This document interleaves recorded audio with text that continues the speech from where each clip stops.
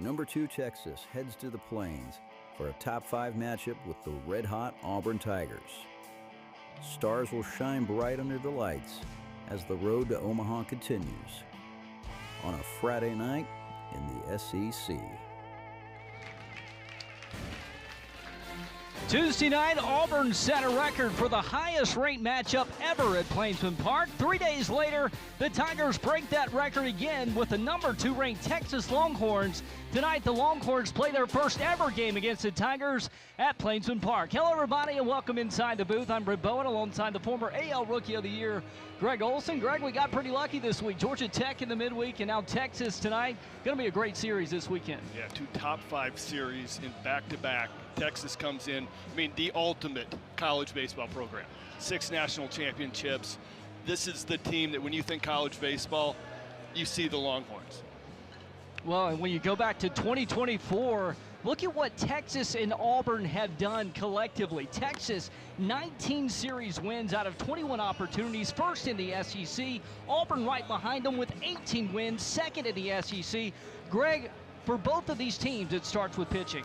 And the pitching has been absolutely dominant from both of these starting staffs. Riojas going tonight has been electric.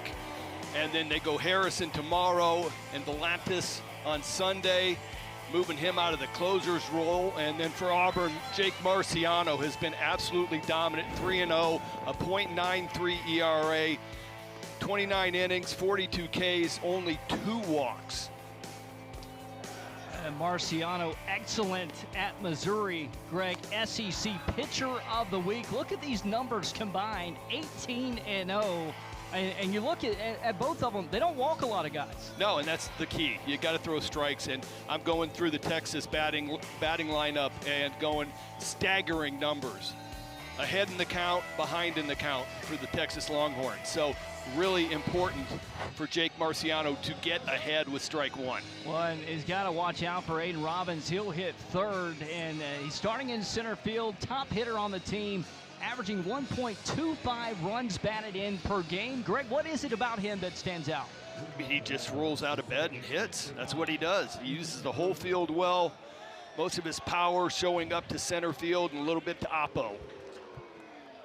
For the Longhorns, it'll be Ethan Mendoza, the Arizona State transfer, to lead off the ball game.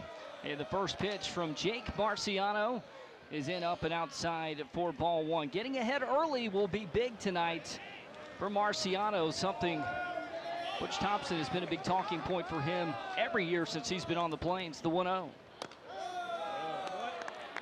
It's funny, Mendoza is the only guy in this lineup that hits better behind in the count than he does ahead.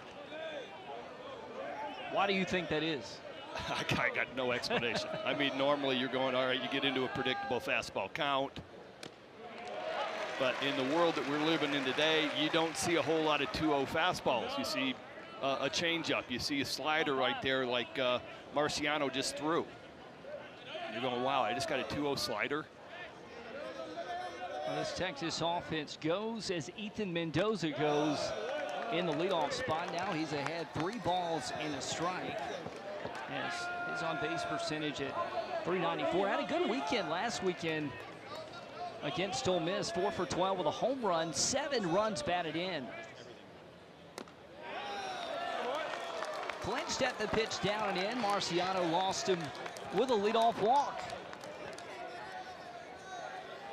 Marciano's got to find that location on that fastball. He works really well when he's pitching off of that old school fastballs in, and then the off-speed breaking stuff away and down. And so far missed with all 3 fastballs.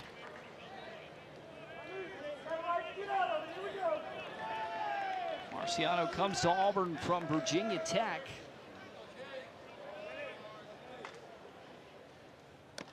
First pitch in to Carson Tenney. Gets ahead, 0-1.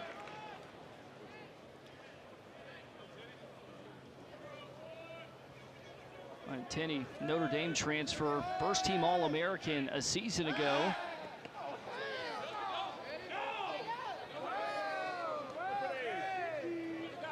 And Mendoza on first, decent speed, 5 for 5 in stolen bases this year.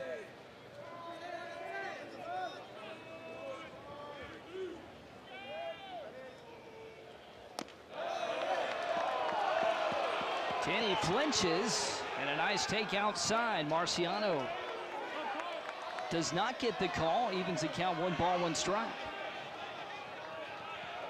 Really nice location. That slider starting off in the left-handed batter's box. And these righties are picking it up. It's way outside. He comes back, offers and misses, makes it a ball and 2 strikes. Tenney, 282 hitter. 6 bombs, 13 runs batted in.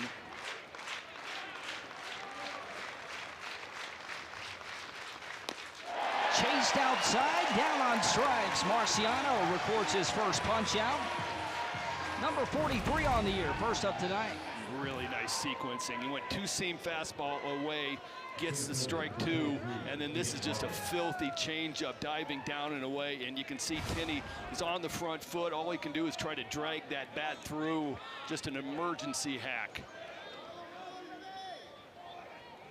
So Marciano able to settle in after a leadoff walk to Mendoza. Now he's got to go to the top hitter, and Aiden Robbins is inside corner for strike 1.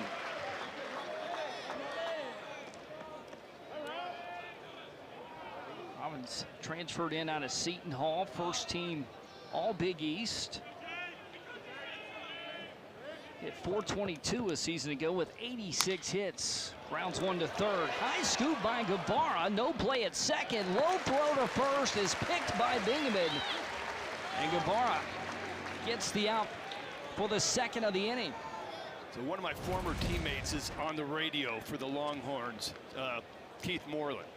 And we're going through and just talking and giving each other a little bit of a fill-in on the other team. And right when Guevara's name came up, I just said, Gold Glove third baseman. That is exactly what I mean. That ball took a nasty, wicked hop. He's able to make a glove play on it. I still think he had time. He couldn't get a good grip on the ball. And professional defender, knowing, okay, I'm not making this throw without a good grip on the ball, doesn't try to get the out at second base. Long throw across the diamond. Still wasn't a great throw. Nice pick over there by Bingaman. First pitch into Adrian Rodriguez makes it a ball and no strikes. Yeah, Guevara did not get the start on Tuesday night against Georgia Tech. Been battling some nagging injuries. Back in the lineup tonight. Todd Clay got the start a couple nights ago. But yeah, Guevara, all SEC defensive team member a season ago, and he's one, Greg, if he can stay healthy, major upside for the Tigers on the left side. Yeah, I have found out over my career that the guys that have the biggest trouble staying healthy are the guys that play the hardest. 1-1 strike located. Tigers a strike away. Rodriguez trying to make something happen here with 2 outs. Is that true, though? I mean, I looked at Billy Ripken, just played so hard. You look at Cade Ballou, you look at Guevara. You got guys like that, and I'm not saying the guys that are healthy don't play hard. I'm just saying sometimes the diving, the all-out effort takes a toll.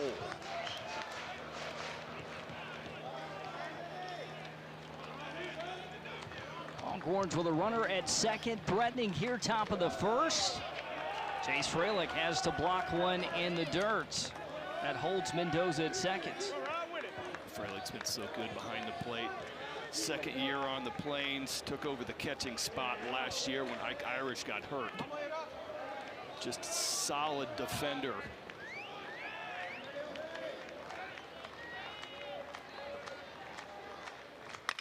Rodriguez slicing one, just foul by a couple feet.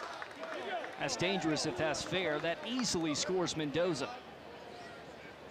Auburn's defense shaded to the left side.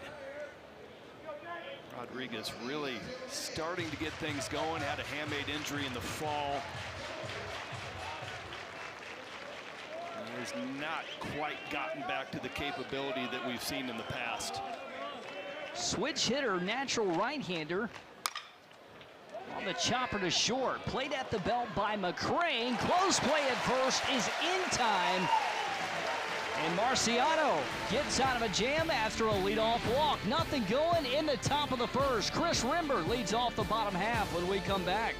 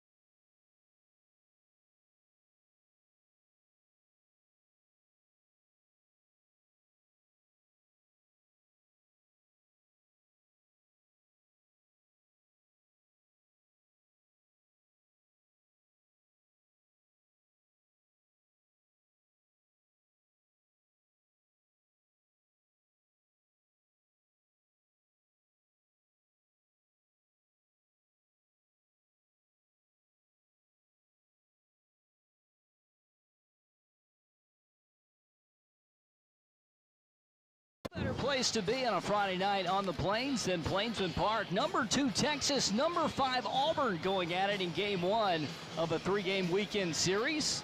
Tigers coming to the plate here in the bottom of the first. Bump Terrell highlights his sorter 3 for 5 in the top 5 matchup against Georgia Tech on Tuesday night with a home run. And Greg, he's swinging the bat as well as anybody right now for Auburn.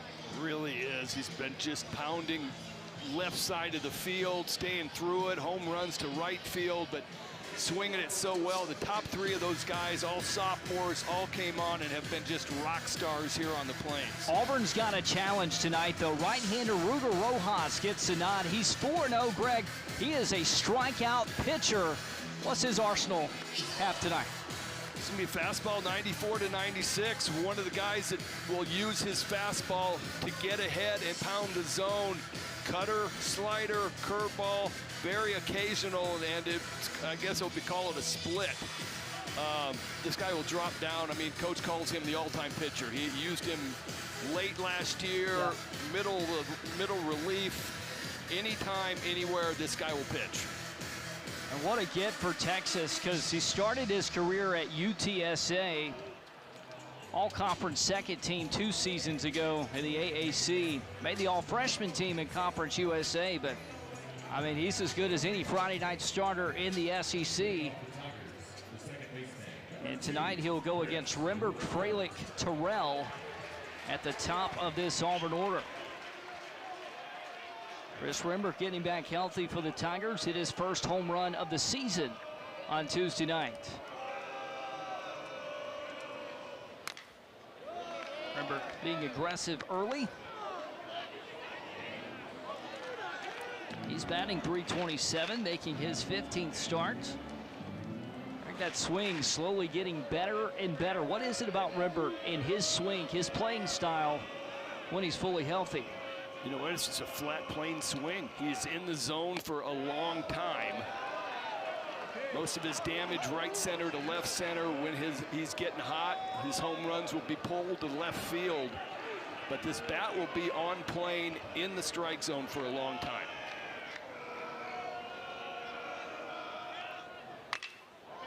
On 1, that fastball came in at 96, and for Riojas, he added 3 to 4 miles per hour on his fastball in 94-96 from last year. So that pitch has a lot of life, that it comes on you quick. It certainly has on Rembert.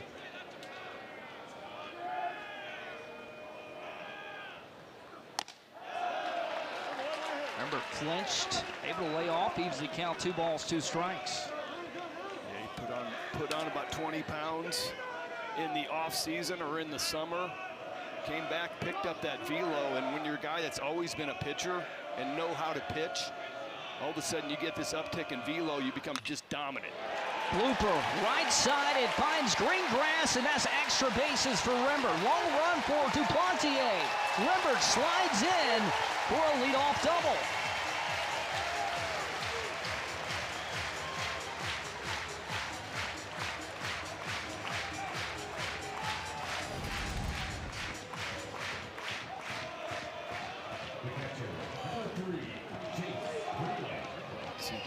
Right off the get-go, he knew that ball's right in front of him coming out of the box. He knows the right fielder is nowhere in the area code.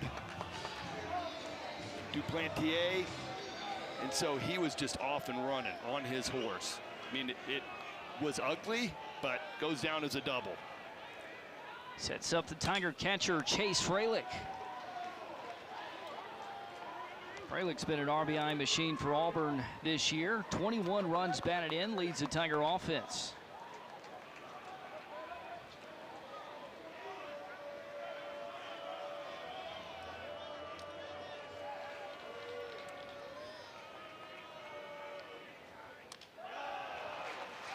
For Riojas, Greg, I know that's a tough start going back to that double for Rembert, because that ball wasn't hit hard. It was just placed in no man's land down the right field line. Yeah, it's just one of those where you go through it, and the older you get, the more you realize, okay, yeah, it's a double, but it was a really good pitch. Right field for Chase Fralick. Rembert waits home to score. Fralick heads for 2. He's in, standing up with a go-ahead RBI double. Tigers strike first here in the first inning.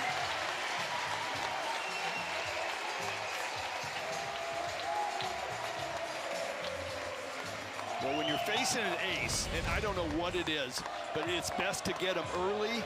This is a cut fastball, and it's just a great piece of hitting. It really is. Freilich, tennis player all through high school, gets the bat to the ball as good as anybody I've seen at this level. And that was a well-located cutter. Sometimes you tip your cap and go, all right, you got me on that one. I'm not going to throw you that pitch again. Sets up Bub Terrell for Auburn. Still nobody out here in the top of the first, or bottom of the first, rather. And for Auburn, one thing I've noticed now for Rembert, Freilich, and Terrell, swinging on the first pitch of the AB, trying to come up aggressive. Yeah, and Riojas is trying to counter that with cut fastballs. So he's running that little cutter right down in on the hands. It's kind of curious because I was like, okay, with a guy on second base, nobody out, I want to do something to pitch him away so I can get a fly ball, a ground ball to the left side to keep that runner at second base with one out then. And so he's kind of working in, and that last one backfired. Freilich doubled down the right field line. For Riojas in a tough situation on the road, top 5 matchup. Runner at second and nobody out. It's a big cut and a miss from Bub Terrell. What's his approach now after 2 down the right field line? Oh, I mean, Riojas or? Riojas, yes. Well, you're going to stick with the game plan that you got. You made a good pitch on Rembert, tip your cap, you flared one. All right. Freilich was just a great piece of hitting, going, okay, I'm going to make an adjustment on that one. 1-2, comes back with a big strikeout of Bub Terrell, 1 down. It's just a nice job of pitching through that split finger, or excuse me, not a split, yeah, it was a split finger before that. Got the swing and miss down out of the zone, and then gets Terrell to go chase a 96 up out of the zone for the punch out. Eric Guevara back in the lineup for the first time since Game 2 of the Missouri series last weekend. Chops one left side, charging. Low throw from third from Becerra. It makes the out. It's 2 down.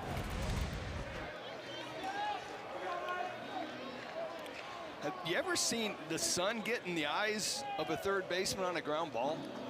That actually came to my mind for a split second when I saw that bounce over there at third base. Timo Becerra, the Stanford transfer, 3-year starter. Talk about experience. He brings 151 career starts to Austin. Yeah. 2 outs is Mason McCrane. First pitch strike in on the Tiger right fielder. Yeah, Sarah can play shortstop, third, second base. Is settled in over at third right now. Another thing about his resume is he won at a high level at Stanford. I mean, won 2 conference championships, made it to the College World Series. Right, that experience matters, especially this level. Oh yeah, but then you feel like you're moving up when you go to UT.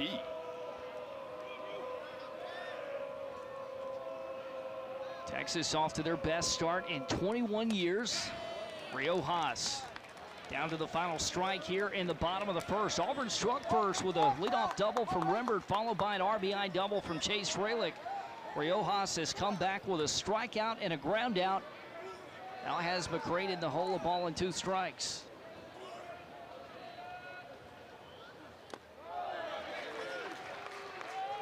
Look at the resumes of these 2 teams, identical. Both teams 18-2. Texas took the series last weekend, dropped a game to Ole Miss. Auburn went on the road to Missouri and swept the Tigers. This one's been circled on the calendar, been creeping up for the last couple weeks. 2-2, got him looking, called strike 3. Ruger Riojas closes the door strong in the first. Auburn strikes first. Chris Rembert, Chase Freilich, scratch across the run. We're through 1 here at Plainsman Park.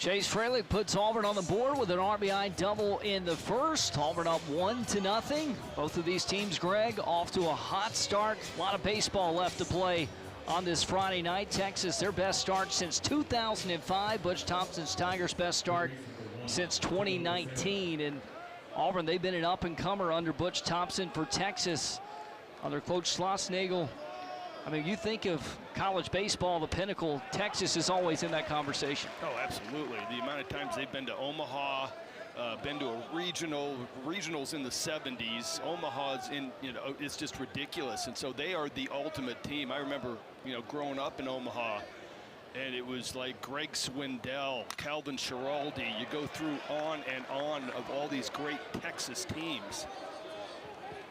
They are college baseball. And Auburn is aspiring to be there, and Butch Thompson getting him to Omaha twice in his tenure. Off to a good start. Timo Becerra trying to battle with 2 strikes. Jake Marciano wins the battle. Second strikeout for Marciano. For Texas, comparing 05 to 2026. Both 18-2 team ERA. 2026 a touch lower. Now what's the finish going to be in 2026? As the Horns won their last national championship in 2005.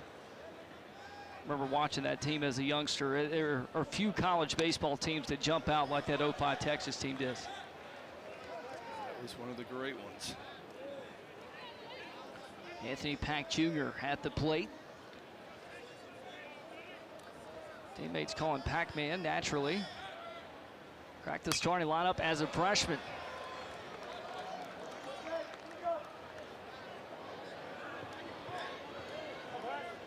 Had a good series last weekend. Homered against Ole Miss, went 5 for 13, 4 runs batted in. Reached safely in 19 of the 20 games this year. Marciano, though, he's been steady since the leadoff walk. Greg, anything you notice about him settling in? No, he just settled in. I mean, there's nerves. Everybody's got nerves. He's been gearing up for this for a week. He's got to wait a week to get back out there on the bump, and there's some edginess, some nerves. I know, the limited time that I started, man, I woke up nervous. That was why I was a better reliever, because I was fine going, all right, you know what, I can be nervous for an hour. I can't be nervous for 24 hours. 2-2 popped up. Marciano will play it, waits for it, falls to the mid. And 2 quick outs. He's retired 5 in a row since the leadoff walk. Well, nice job by Marciano to realize that the Auburn defense was shaded to the right side. Guevara was nowhere to be seen. He was at deep shortstop. So if Marciano thinks that, hey, Guevara is going to come in and make this catch, he's not getting there. Nice job to get there, make the catch. I mean, it looked like it was just a piece of cake, routine, nothing. But as often as pitchers get called off, to just assume and take it like he did was very well done. 2 outs, his first baseman Casey Borba to the plate. Leads Texas 7 home runs, 704 slugging, and a 1.147 OPS with a 13-game on-base streak.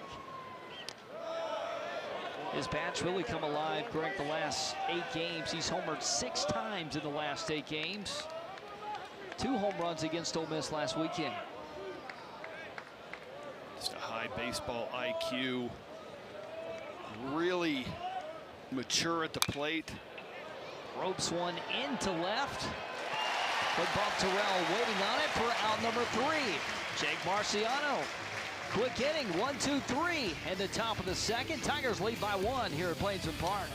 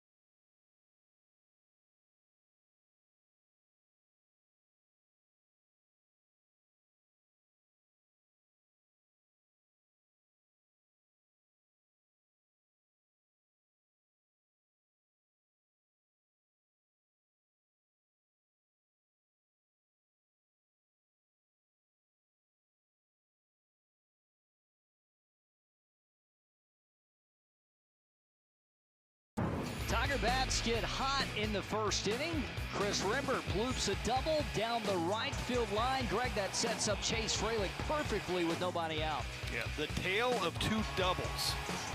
Rembert's double, 69 miles an hour exit velo off the bat. Rembert is 100. Tigers strike first tonight against Texas. Long way to go here in the bottom of the second, but for Auburn this year, it's turned out pretty good when Auburn scores first. Tigers are 9-0 when scoring first. Well, when you're 18-2, everything's going to be a little bit skewed. For both teams tonight, Yep. right? Yep. Ethan Bingaman leading off the inning for the Tigers. His bat's been coming on as of late. At Auburn at the plate last weekend as a freshman from Corona High School out in California. Hit a home run in Game 3 against Mizzou last weekend. Riojas getting stronger. He gave up the early doubles, but give him credit. 2 strikeouts and retired the next 3 hitters in the first inning. And that's what most aces are. You got to get them early or else you're not going to get them at all. They get stronger. They get a little bit of a sweat. They call it a lather. That's what I love about Riojas. Just every once in a while, he'll just drop down, 2 strikes. And you better be ready for it, because if you're not and you haven't seen it, it's going to shock you, and it's going to be a punch out. I admire the drop down. It's from afar, it's deceptive. I can't imagine what it's like in the box. Well, probably only against righties, but yeah. He has the ability to throw a lot of pitches and a lot of pitches in the zone. And sometimes that's good, sometimes that's bad, where I feel like if I got 7 pitches, you know, what's the right one? I had 3. And you can go, okay, this, that, yes. And sometimes with 7 pitches, you're going, well, this one's kind of good and this one's good. Chopped at third. Becerra, good play on the run, makes the play. 2 nice plays he's made early here, Greg. Yes. Well, I mean, he's a plus defender as well at third base. Not to take anything away from him. And this, he makes it look so easy. Short hop pick, catches it out front. Of course, he's probably got a pretty decent infield instructor slash hitting coach over in the bench, Troy Tulowitzki. That helps, right? Yeah, he wasn't bad. Nobody on, 1 out for Lucas Steele, the designated hitter for Auburn. And another first pitch swing for this Auburn lineup. Notice the shift on to the right side of the infield.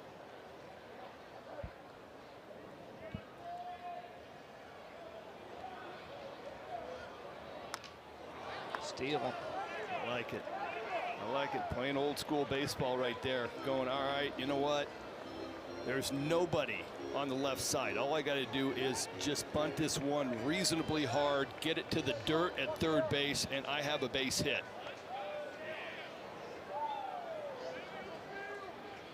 There's 1 homer last week in the midweek against UAB. Slow start trying to come on for Auburn. You can tell, though, despite the average, the Auburn dugout has a lot of belief in Lucas Steele, where he put the world on notice when he was at Samford, SoCon Freshman of the Year and a Freshman All-American. 1-2, swing and a foul tip to the mitt of Tenney. Another strikeout for Ruger Riojas, his 3rd already here in the second. So this is when he's pitching backwards a little bit. Cut fastball down and in, slider down and in. He's showing down, down, down. And then here comes 96, and you feel as a hitter you got to protect, and you're just not catching up. You haven't seen it yet. So that's the one benefit from pitching a little bit backwards, is he's got 96 in the back pocket, and you have not seen it till 2 strikes. 50 strikeouts coming in, that 49% strikeout rate, 2nd in Division I baseball. And the thing that I admire most about him is Auburn came out aggressive, back-to-back doubles to start the game, and hasn't faced him. Well, I mean, that's a natural game plan if you got a guy who's punching out the world. all right, let's get him early, and he's countering that with a lot of cut fastballs early, able to get ahead. You know, last inning he got gotten by Freilich on a really good cutter, but the intent and the pitch was well done. Hard hit right to the glove of Becerra. Gloves and throws, inning over. Ruger Riojas, Timo Becerra doing the job for Texas in the second. Through two, pretty good battle all about Riojas and Marciano for the Tigers.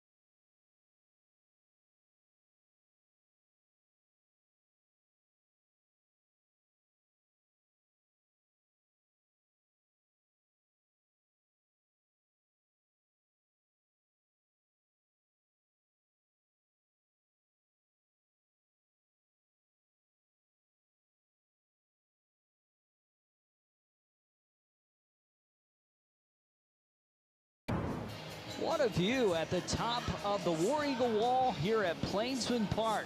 Second top 5 matchup of the weekend at this ballpark. Greg, what an atmosphere we have, and I will say the one notable change for the midweek, a tick warmer, a little more pleasant to be outside than on Tuesday night. I think we're 40 degrees warmer than we were on Tuesday. Yeah. Jaden Duplantier leads off the inning, 8-9-1 for the Longhorns due up. They trying to get one back from an Auburn run that scored early in the first inning.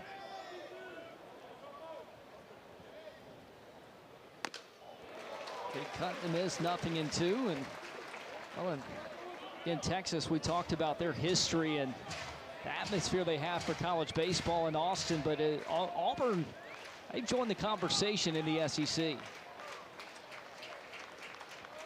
You know, Texas coming in, Oklahoma coming in, it's just good coming in, making the best league in baseball better. And Texas wins it last year, coming in 22-8, won 8 of their SEC series. Marciano gets to Duplantier to chase, and Freilich finishes the job with Bingham in at first. That's an athletic catcher right there. Nice block, change up in the dirt. And you could see how far he came out halfway to the mound. He came out 30 feet to get clear of the throwing lane. Really well done by Freilich. Nobody aboard, 1 out for the 9-hole. Ashton Larson. Another first pitch strike for Marciano. Larson, another guy with Omaha experience, transfer from LSU. Won a national title last year. He probably looked around and went, this is not going to be as much fun. I'm going to go to Texas. 5 starts last year, but battled injury. Hitting .346 this year. Into hole 0-2 and gets a piece of it to stay alive. But he made the all-SEC freshman team. Started 40 games. It's just a tick below 300. 16 runs batted in, so he's got some experience. He actually was drafted in the 20th round by the Twins in 2023.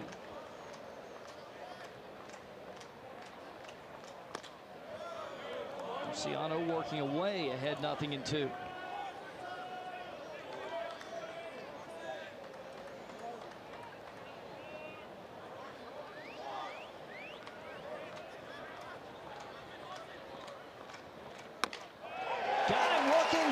strike three. Back-to-back punch-outs for Marciano.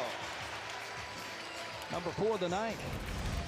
You're really seeing both of these guys, Marciano and Riojas, when they get ahead, it's lights out. Marciano shows a couple sliders, and then he cannot, and I'm talking about Larson, cannot pull the trigger on a fastball up and out. Catches the top of the zone. Back to the top in Ethan Mendoza. He's been the only base runner for Texas tonight. Reached by way of a walk to lead off the ball game. Reached second on a ground ball to the left side of the infield.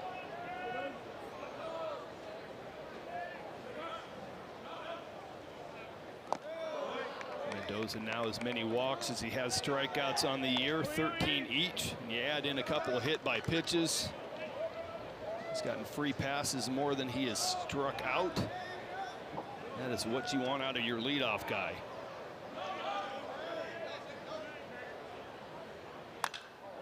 One popped up, and saw something about him in the notes that said he was a lifelong Texas fan before joining this team. And Greg, I always think that means a little more, right? That just means a little something extra, especially in today's age in 2026. That's a fun note. Absolutely. Started out at Arizona State, hit 315, came over to UT last year, 333. Marciano got him and struck out the side here in the third.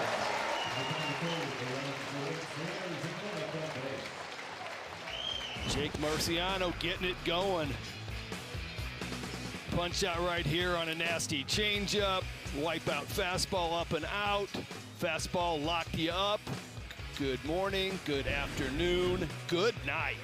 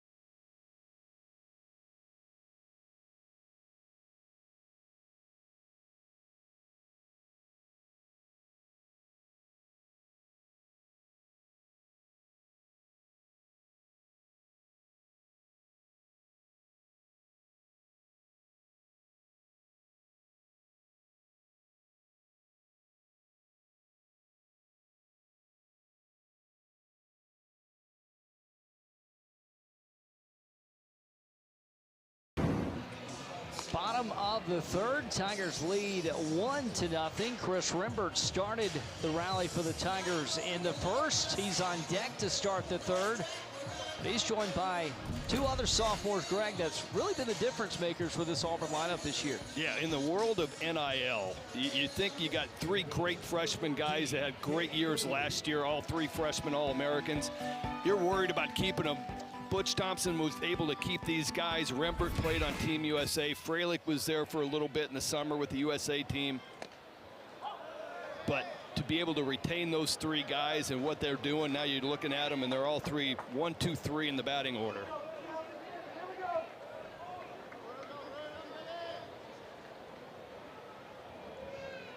Guys took Auburn by storm last year as freshmen. Here's Cade Ballou playing some small ball.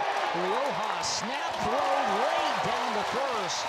Cade Ballou with an infield bunt single. I mean, Riojas is a great athlete, a great fielding pitcher. He gets to this about as quick as you can get it, picks it up with the bare hand. There is not much more that he could do. This is how good and how fast Ballou is. That bunt was just perfect.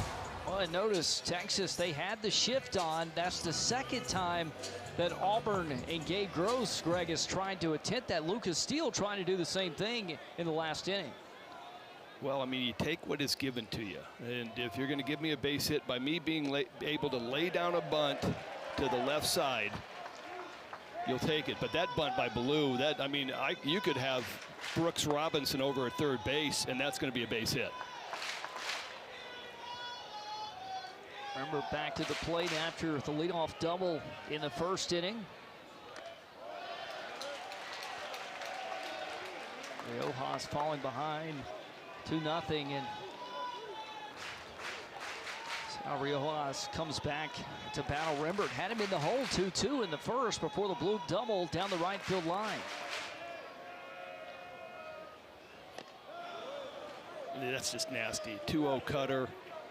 And I mean, normally the cut fastball is more horizontal. Riojas has a lot of depth to it, so it's almost a straight down 4 to 6 inches on a drop. Comes out of the hand looking just like a fastball, and you carve it right at the end with your 2 fingers. Becerra again goes short to second. The slide breaks up Mendoza. No chance at the double play. Becerra with another assist. That's his 4th. It's just another great play by Becerra. Comes up, knows he's got quick flip, comes in, Ballou comes in hot. And I couldn't tell if the words were good at second base or if it was a little bit heated, because Ballou came in, and that was some old school baseball. He went way past the bag. He was able to hold it, so not an automatic out at first base, but in fairness, I had the same thought about the conversation. Yeah, I kept watching it, trying to figure out what was being said and if somebody was going to break a smile, and nobody did. Friday night SEC baseball. These guys competing at a high level, especially here early. Here in game 1 between Auburn and Texas. Chase Fralick 1 for 1 with the RBI double. Runner at first, 1 out. Big cut, falls behind 0-2.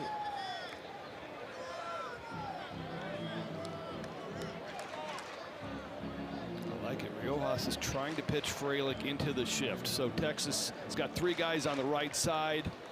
Shortstop is in his normal position, shaded a little bit up the middle, but I'm watching Major League games and they are throwing away from the shift, and it just makes 0 sense to me. And so right now, Riojas is off speed, working fastballs and cutters in on Fralick and going, okay, that's how you pitch a guy to pull into the strength of your defense. And when I'm watching Major League games and I'm seeing fastballs away and the whole infield is shifted to the right side, I'm going, okay, is this making sense to anybody that is putting this game plan together? Because it makes no sense to me. This makes sense to me. Thank you. I can tell you put a lot of thought into that. Oh, it drives me nuts. Greg Olson, of course, 4th overall pick in the 1988 MLB draft. Riojas been solid. Goes back to first to keep Rembert in check.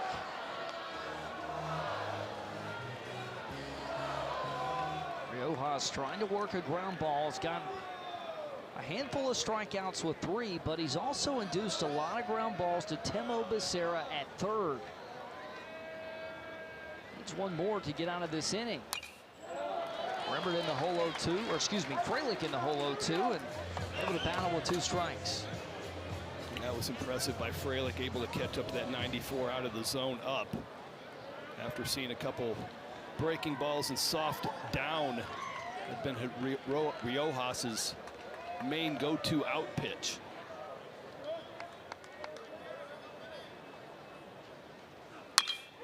Sat back and just a tick late.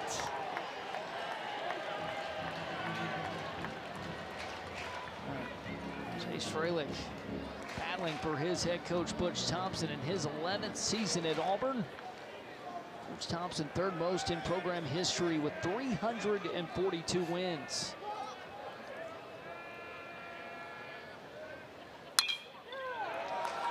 Fralick does it again. Spoils a fastball, spoils a breaking ball down the left field line, spoils that nasty split. Let's see if Riojas goes, all right, you know what, if you're going to spoil everything, I'm going to wipe out a breaking ball here in the dirt and then get back to business. 0-2 offering and got him in the dirt. Nice pitching by Ruger Riojas. Strong command on the bump tonight for Texas. But when a guy's fouling off everything I'm throwing and I'm still at 0-2, I have at least 2 pitches that I am going to waste. And I'm going to go, all right, you know what? If you're swinging at everything, then here, swing at this.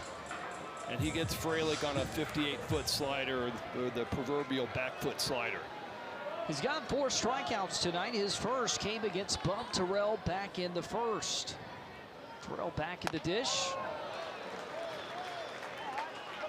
Having a great sophomore campaign. Batting .333. He was red hot in the midweek against Georgia Tech.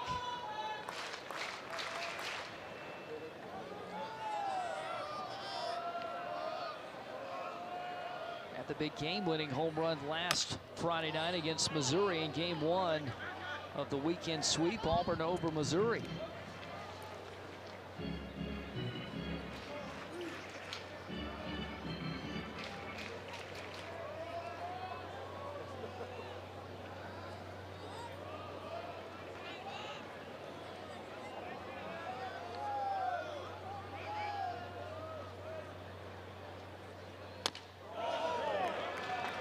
Riojas missing low, not a bad miss, but the count goes to 2-1.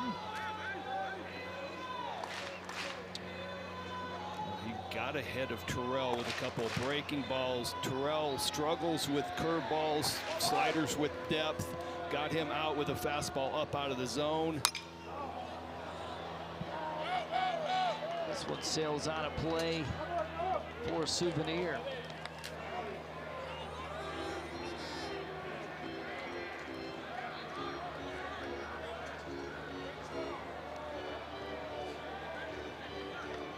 This looks like he's showing that split finger a little bit more than I expected. Hadn't thrown it much this year, but he's one of those guys that can kind of invent a pitch when he's out there. That's why Coach Schlossnagle called him the all-time pitcher. He's just go-to, do anything he can. Here's 96. And sets down Bub Terrell. Running for the Horns, trailing 1-0, but Carson Tenney comes to the plate when we come back. Top hitter for the Longhorns.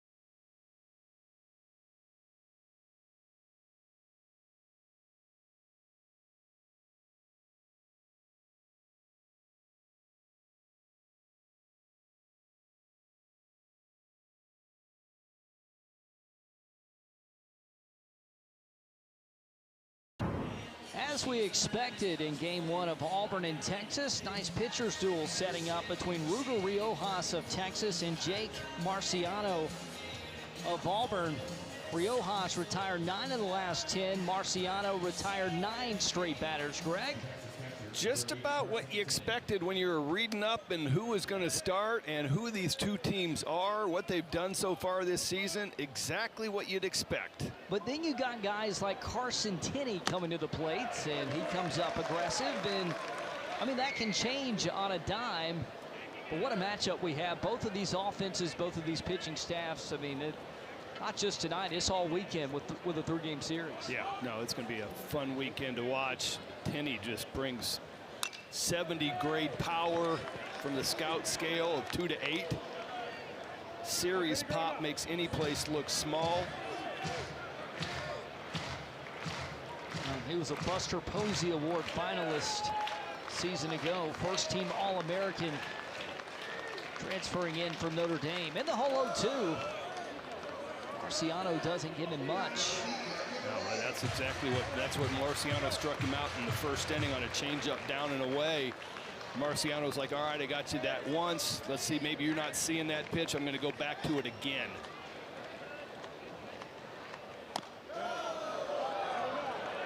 And 2 just missed. Great take. Picture perfect night here in the loveliest village on the plains.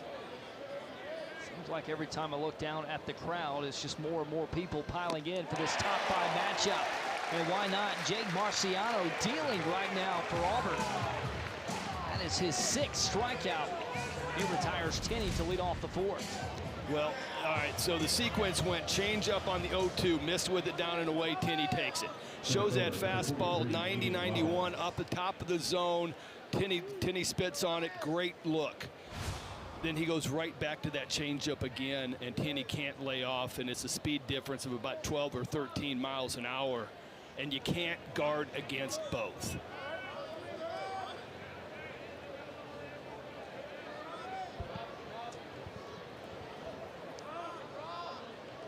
Aiden Robbins makes a first pitch strike. 0 for 1. Eric Guevara made a nice play on a ground ball to third in his first appearance tonight.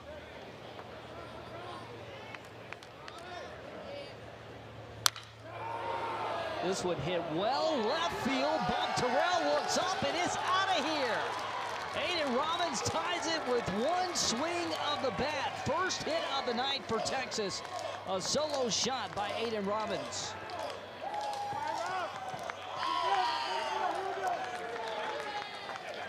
Well, we saw him early on before the game started taking notes.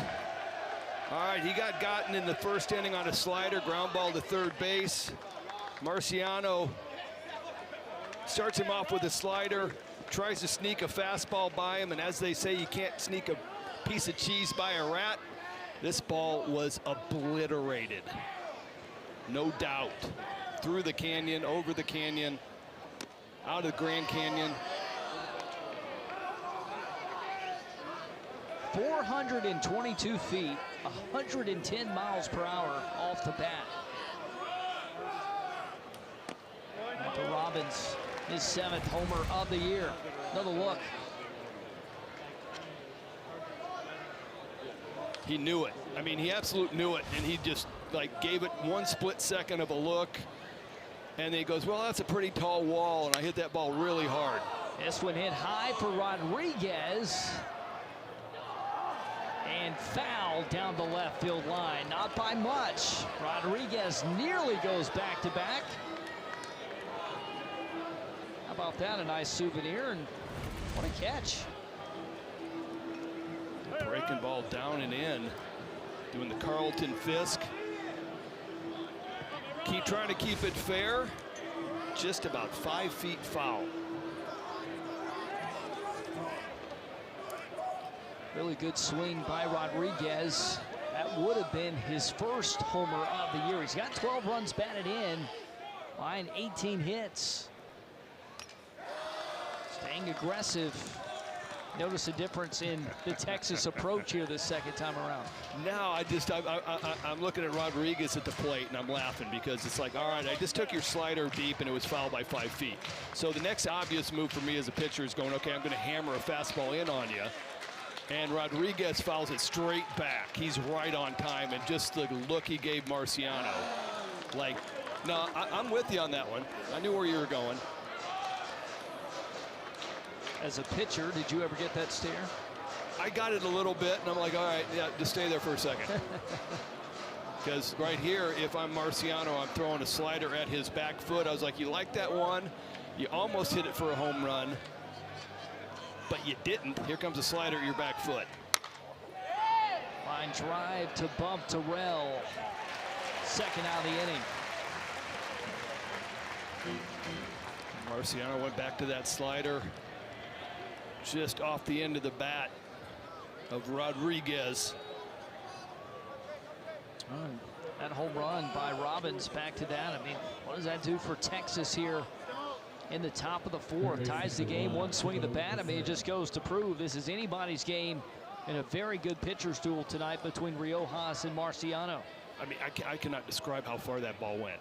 I really can't. There's a power station behind the left field wall, and Hal Baird, my old college coach, in his infinite wisdom in 1997, said that power station's an eyesore. So let's put up the Fenway Green Monster out in left so we don't see the power station. And I mean, it's absolutely perfect. Scorched to third, blocked by Guevara. He's back up, fires back across to finish the job.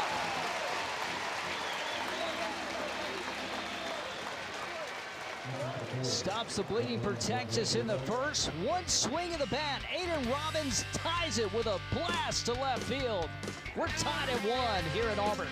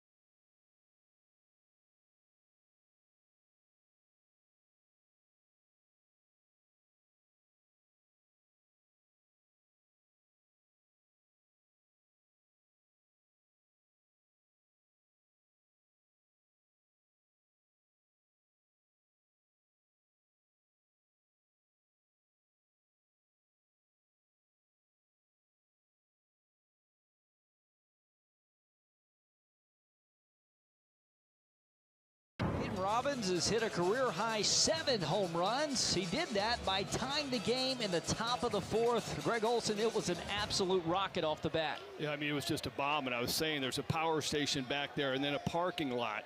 That ball landed in the parking lot. Somebody parked far enough away from the field thinking, I'm safe. My car is safe. Your car is not safe with Aiden Robbins. Well, with that, knowing the power of both of these teams, because it only takes one, I always park in the deck coming to this field every single time. That's usually safe. I park close to the Coliseum down the lot knowing there's no way a foul ball is getting to me over there. Riojas gets a strike looking on Eric Guevara. Guevara just closed the inning. Man, the third base play tonight between Guevara and Becerra, second to none for Auburn in Texas. And Guevara goes right back to Becerra. And Becerra retires him 5-3. Aiden Robbins hit that home run at the top of this inning.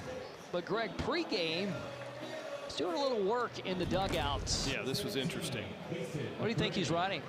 You know what? It's hard to tell because they go through, the scouting reports, and they got Marciano on film, and they're watching everything and getting tells. And it might have been his approach during batting practice was really good. What did he feel? What was he thinking? It's something. Might have been something like that because I don't think it was going to be about Marciano. I think they've already kind of done that prep. I think it's more about what's going on today, his mindset, and then goes back to that. Riojas hits McCrane to offer, 0-2.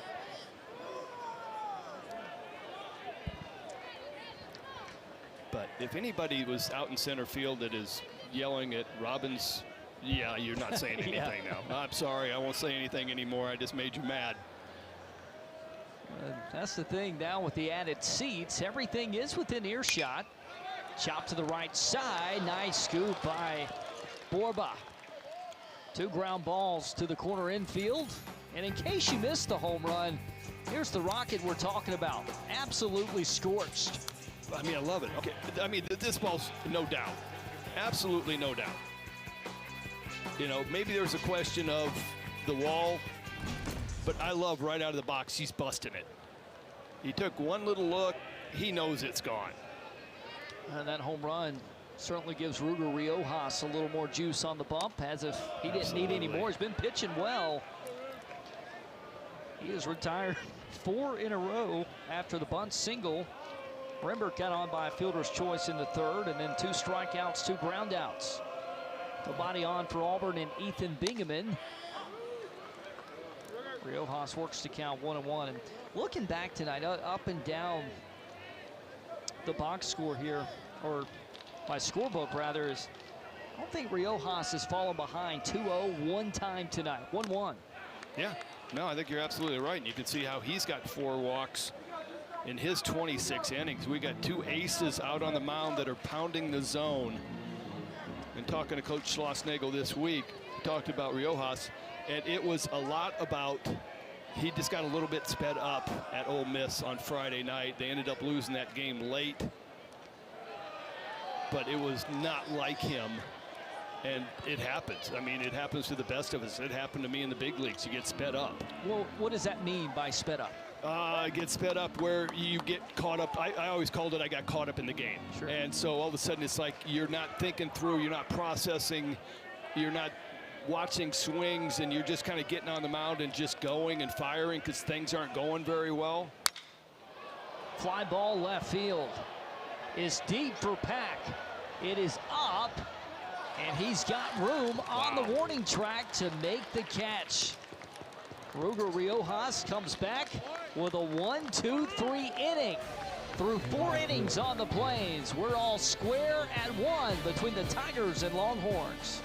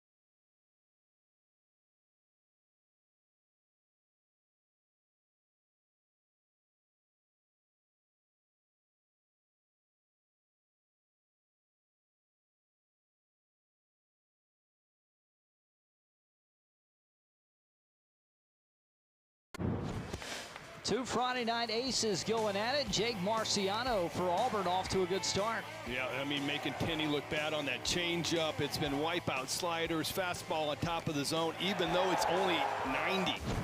Only 90. And then Riojas just been filth after that first inning of back-to-back doubles to lead off the game. A little hammer time right there. A couple 96s up top out of the zone. And you just feel like once he got that one home run, they got the game tied. It's like, all right, you know what? Game's on. Who's going to blink first? Well, no signs from either dugout through 4, so we head to the 5th. 6, 7, 8 with Anthony Pack Jr. Opening one foul and waking everybody up down the right field line. It's funny. So I had talked about Keith Moreland. He got traded over from the Cubs to the Orioles in '89 when we were making a little run at the pennant. And so he's doing the Texas game. He sits in the booth. We're going back and forth. And he's like, Anthony Pack, he goes, do not go in. And he nearly took advantage of it, but instead he skies one to left. And it's one down. You and Moreland talking about going to lunch in Austin here soon. I highly recommend Terry Black's, and I don't want to offend any other restaurant. That's just the one that I've had, and it was excellent. It was excellent. I've been there. My daughters both live there, so actually flying there tomorrow to do Texas A&M and Georgia on Sunday. So I'll stop over in Austin for a little bit. I'm sure we'll hit Terry Black's. But it was fun. Yeah, they called him Zonk. Keith Moreland, I'm speaking of, beloved announcer. And with Texas, there he is right there on your left. They called him Zonk, and so he gets traded over, and I'm like, you know, hey, nice to meet you. And he goes, just call me Zonk. And I was like, I don't get it. And he goes, well, I'm that like prize. You open the door for a prize, and it's me, Zonk. He was a treat to talk to in the pregame, Greg, and a lot of knowledge about the game, but also too so much knowledge about this Longhorn program, and invaluable to have, especially on the radio side. Yeah, he was great. We were riding up on the elevator together, and he goes, I'm coming over to your booth. We're going to swap notes. Catch me up.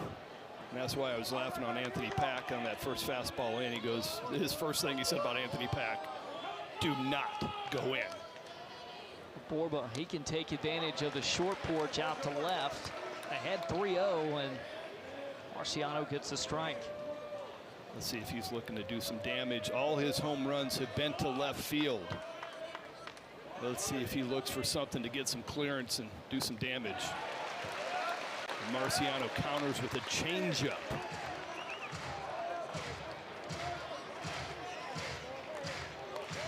Marciano been steady. 1 hit, 6 strikeouts. 3-2 to Borba. And a ground ball that gets through into left. 1 out single. Second hit for the Horns. Number 8 Oklahoma and number 2 Texas start a big 3 series Thursday night at the Dish. Game 1 and 2. Coverage begins at 8 Eastern, 7 Central. And next Saturday's series finale starts at 5 Eastern, 4 Central. All games are also available on the ESPN app. Well, much like this weekend on the Plains, never disappointed with the matchups in SEC play. Even better when it's a rivalry such as Texas and Oklahoma. Yeah, you feel like Texas just moved into the SEC, and rivalries everywhere. Everybody wants to beat.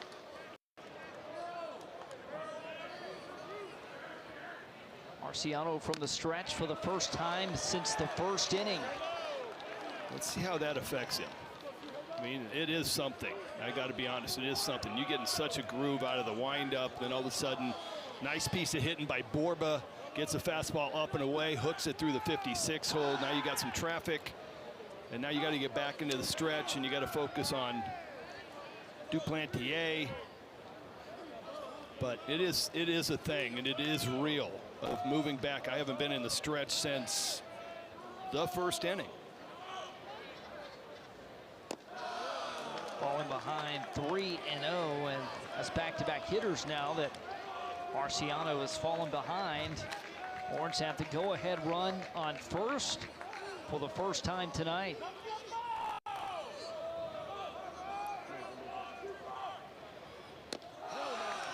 Duplantier takes 4 out of the zone. Ball 4. First and second, only 1 out for Texas.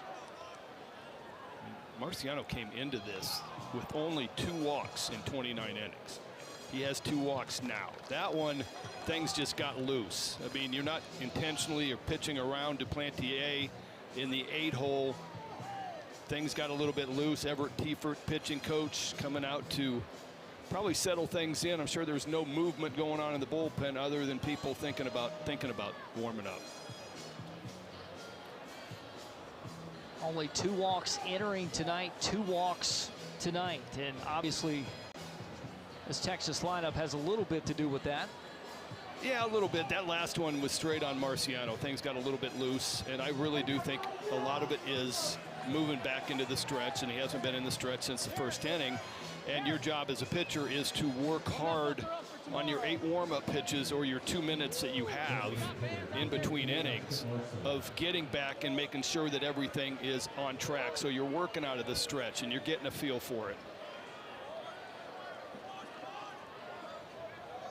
Ashton Larson comes to the plate with a big chance here for Texas. Tied at 1 on the road, top of the 5th.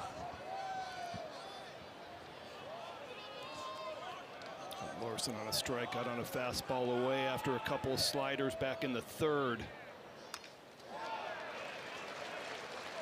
And this is almost the exact same sequence. A couple of sliders, gets him on slider mode, gets him on that velocity of about 74, 75, and then all of a sudden here comes 90, top of the zone, and Larson just couldn't pull the trigger. This time Larson's seen it. I'm sure that you're not going to be able to get him on the same pitch. Lines one foul, and going back, Greg, to our last game, thinking about walks. Wow, hang on a second, partner. Anthony Perez for a split second called catcher's interference.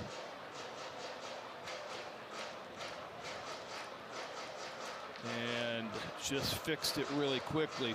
Fralick just dropped his glove. Kind of a strange split second, so sorry to interrupt. No, I'm glad you saw it. I was going to say, that's not catcher's interference. He didn't see it, didn't hear it. His glove just dropped off his hand. I was just going back to the back-to-back walks. Here's no look at it. See, he just dropped it. I mean, and the home plate umpire initially thought that there had to have been contact. You know, Larson basically took that almost out of his glove. He was so late on that fastball. Fralick blocks up another. First and second, Texas having to hold.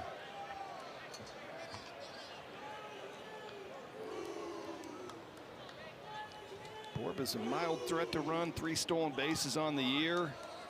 But with the top of the lineup, Mendoza coming up and Tinney, I think that they're going to play station to station right now. Larson just 6 runs batted in. A 7th would be big. But Marciano, after back-to-back walks, finishes the job on Larson. 2-2, swing and a miss for the 7th strikeout. Wow, it's so hard to get a good hitter on the same pitch over and over again. This slider, he takes just a little bit off of it, lengthens it out, takes it just a couple inches outside the zone. Your counterpart, Keith Moreland, told us this Texas offense goes as Ethan Mendoza goes. Yeah. First and second, 2 outs. Mendoza, the leadoff hitter. 21 runs batted in this year. This is big at bat here tonight in the 5th. Biggest at bat of the game right now for Texas.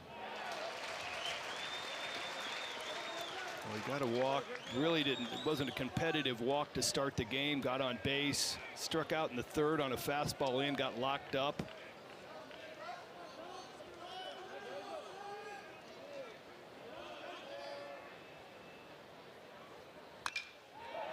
Marciano comes back. Nothing in 2. See him adjusting a little bit from the stretch. A little bit. He got back into a groove, but whatever Tiefert and these guys have worked on, I am not privy to. But Tiefert went out there, and whatever he told him got him back into his groove. You know, had a good at bat with Larson for a big second out.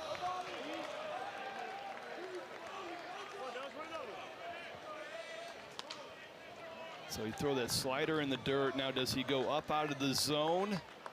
We've seen Mendoza able to foul those off down the right side, which shows me that, all right, he's able to defend against the slider.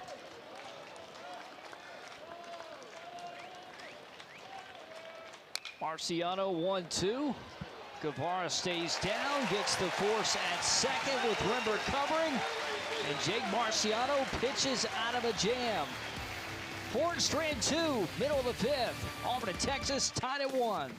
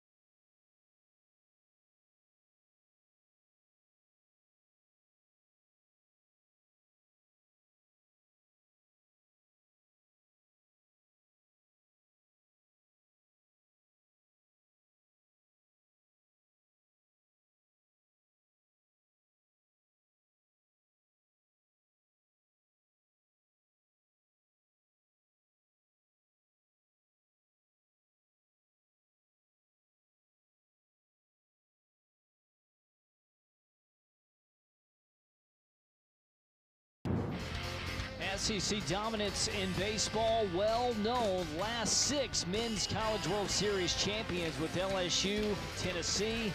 At least one team in 16 the last 17.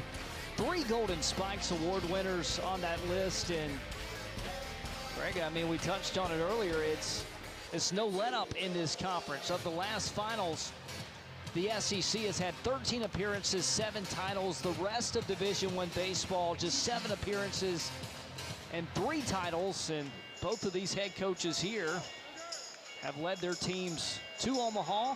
Coach Schlossnagle trying to do it for the first time at Texas. Butch Thompson has done it twice at Auburn. Coach Schlossnagle has been a total of 7 times, 5 times at TCU, 2 times at Texas A&M.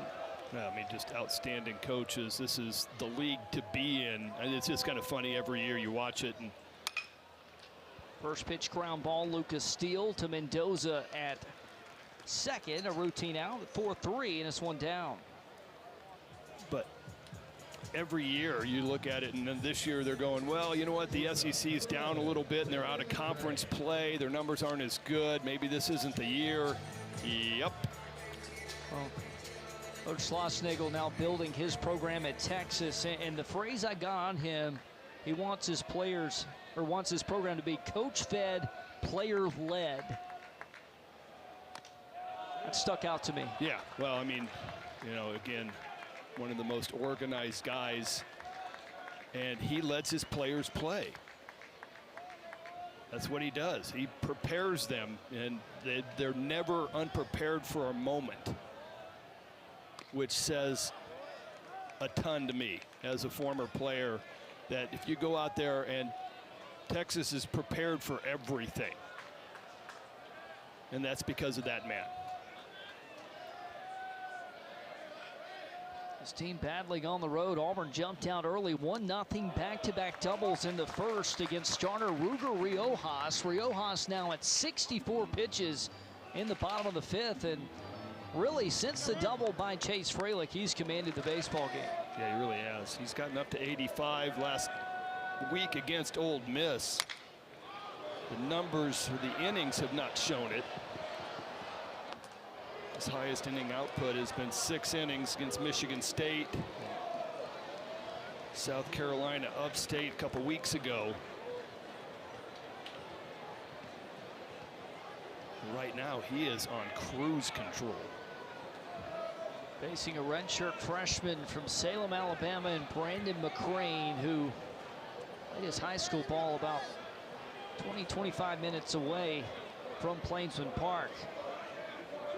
Quite the difference from Smith Station Central to Auburn and Texas on a Friday night. Yeah, a little bit of a difference. Yeah, redshirt freshman, didn't play last year at all. In the middle, Mendoza again with a backhand, wide throw. Did the foot stay on? It did for Borba. Yeah, Mendoza, I think felt like he had to get rid of it quickly. About took Borba off the bag. You see that acknowledgement over there, looking at Borba going, attaboy.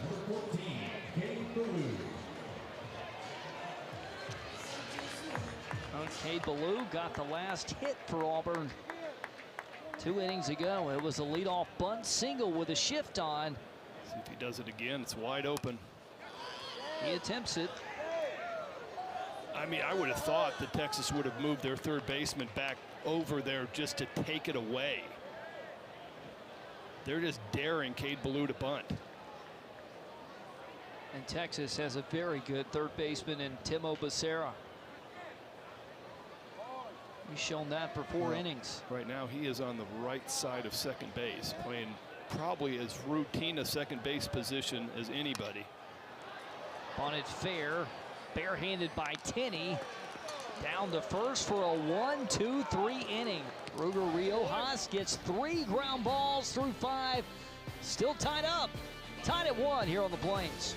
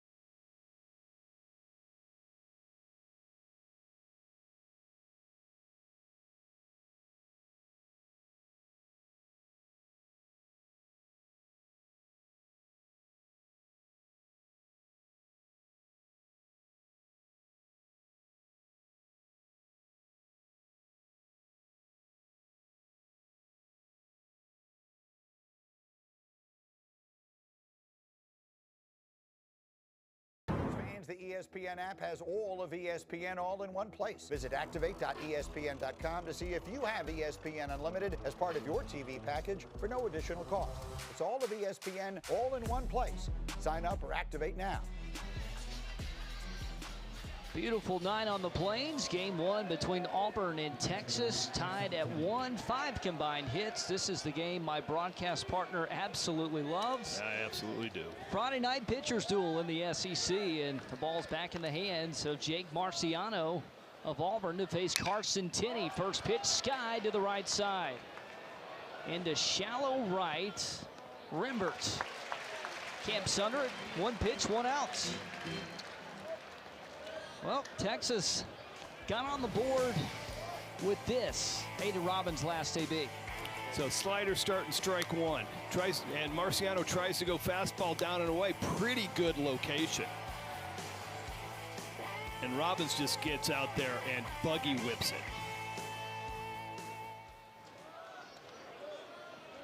Solo home run, his 7th of the year. Career high, hit 6 last year at Seton Hall. First pitch comes up hacking again. And why not? It's 0-1. How about that? Going back to that same pitch. This time it was a two-seam fastball. The other one was 4. So a little bit of a change by Marciano. Throws a two-seam fastball. He's got a little arm side run. I mean, I love it. You're going, all right, you took me deep on a fastball, and Marciano is going full attack mode with fastball. Did you ever do that as a pitcher, go back to the same pitch? That you got me on? Yeah. Were you ever brave enough? If I was stupid enough to throw it the first time, I probably was stupid enough to try it again, yes. 0-2 away. Robbins got nothing close, this 1-2. But, I mean, for me, if you got me on a fastball, it's all about location. All right, so that fastball Robbins got him with was a fastball down and away.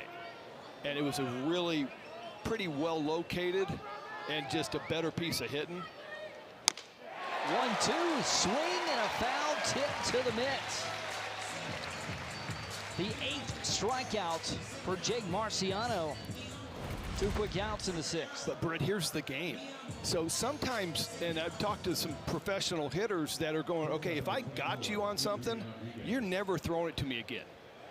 And so they think that they took it away from you. They took it out of your bag.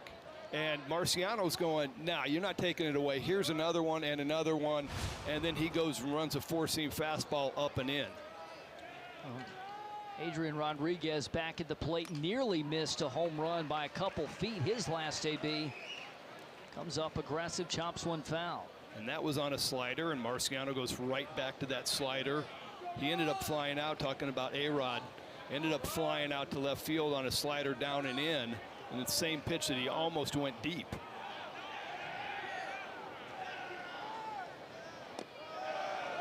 But Marciano's showing me he's got no fear, very competitive, and yeah, you might have hit that a couple innings ago. I'm not taking it out of my bag. You're not taking this pitch away from me. Left that one short. It's 2-1. Not just Marciano, but also Riojas for Texas. Both pitchers' ability to come back tonight, battling some adversity. I think both teams confirming what they already knew about their starting pitchers tonight. 2-1. Well, they both do it differently. I mean, Marciano's fastball, slider, occasional changeup. Riojas will throw the kitchen sink at you if it will get you out. And so they're both completely different aces and different looks. 3-1 needing a strike. Marciano got it. Showing a lot of respect to Rodriguez. Got no home runs. Really has not gotten back to form yet on driving the ball. Marciano going a lot of off speed behind in the count. Fly ball right field, routine. Mason McCrane ends the inning. And a 1-2-3 inning for Jake Marciano and the Auburn Tigers in the top of the 6th. Marciano happy with that 1-2-3 inning. His Tigers tied with Texas.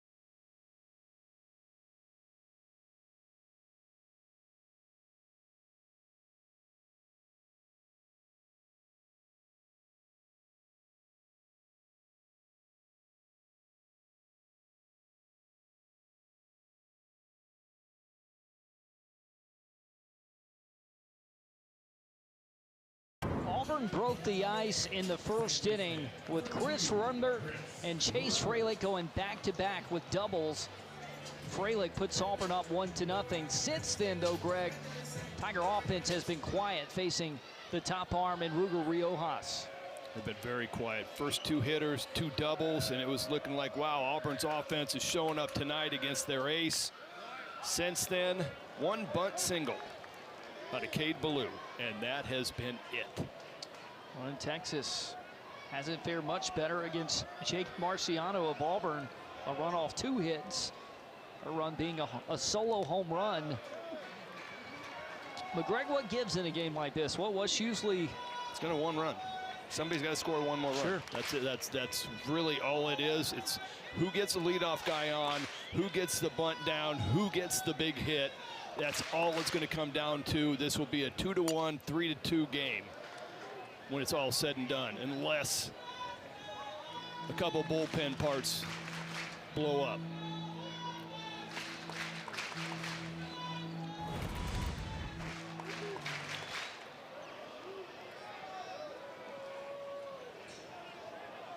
Tenney lost it, thought it went up. And again, I think without question, he and Chase Freilich have the toughest job in the park tonight. I mean, nobody's telling him where the ball is. So, you know, he's seen thousands and thousands of at-bats. He knows when balls are going straight up. He doesn't get fooled like that very often, so he's peeking up, and then kind of looks out at Riojas and it's like nothing. It's like, all right, I guess I'm not getting a pop-up. Well, and watching it live, I thought it possibly tipped his mask.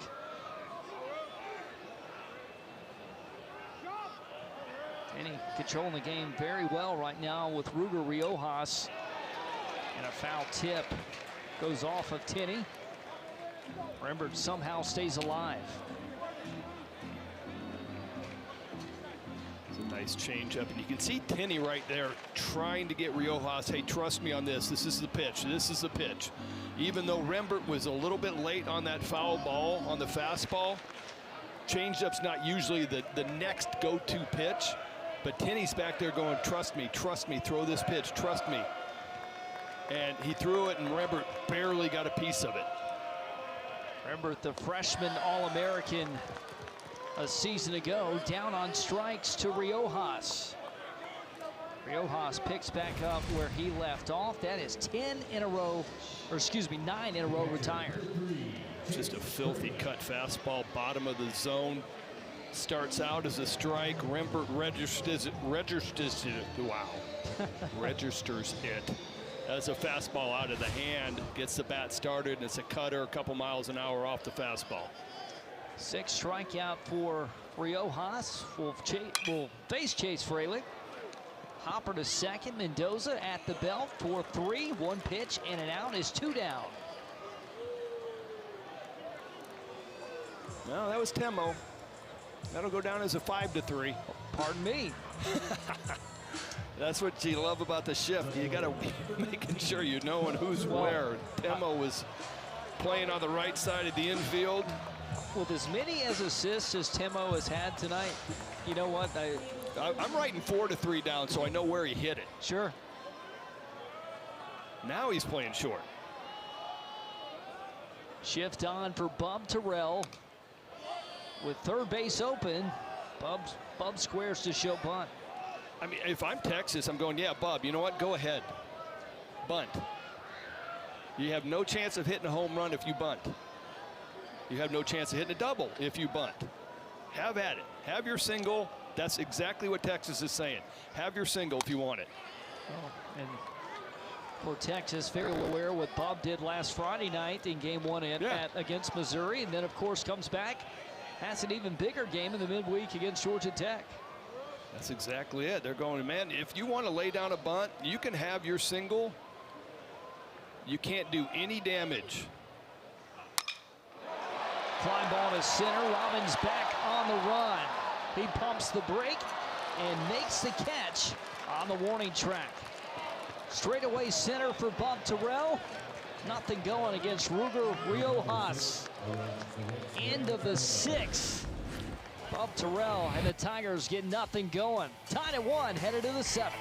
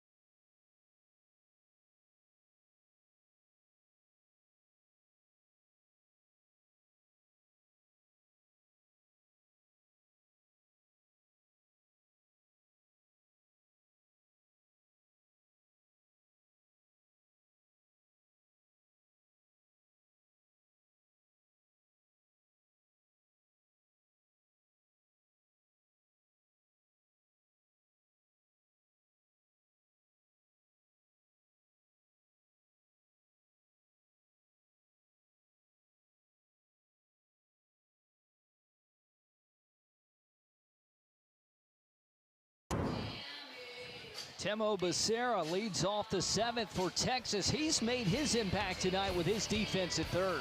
Yeah, I talked about Guevara and him being a Gold Glove 3rd base. Temo must have heard me because, man, he has been rock solid over there. Great defender and has shown up well tonight. First pitch into center sends Cade Ballou on the run. And he makes the catch in stride. 1 pitch, 1 out. Jake Marciano. 6 assists for Becerra at 3rd. And defense been a big part of both of these pitchers' success, keeping this game tied at 1 here in the top of the 7th. On down the order now to Anthony Pack Jr. Marciano looking for those kind of outs. Quick 1 pitch, routine fly ball outs. If you're going to swing early, please.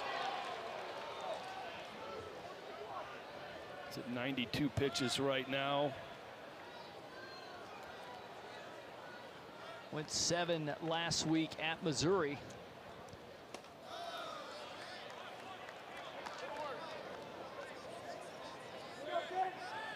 And of course, that was the night the lights went out in game 1. I'd heard that happening in a high school baseball game. I witnessed it at my own high school, and I never heard of that happening in a Division I baseball game. The 2-0. Marciano comes back with a strike. There was 1 game in Camden Yards of note. The lights went out. But Marciano's highest pitch count on this year is 102 versus Winthrop 2 weeks ago. Doesn't look like he is losing any steam, though. This might be one of those nights where you kind of let him roll. And I hate to say it, man, the analytics always want to stick to this pitch count, and you got to do this, but eye test is telling me Marciano is dealing, going strong. I'll have somebody thinking about moving in the bullpen, but I'm not taking him out just because that pitch count. In the Texas dugout, Riojas at 79 pitches. Payoff to Pack, and he fouls it back.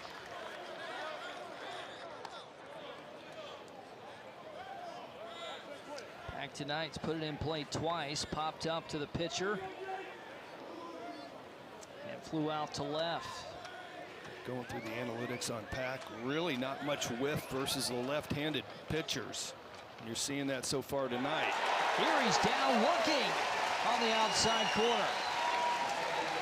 Strikeout number 9.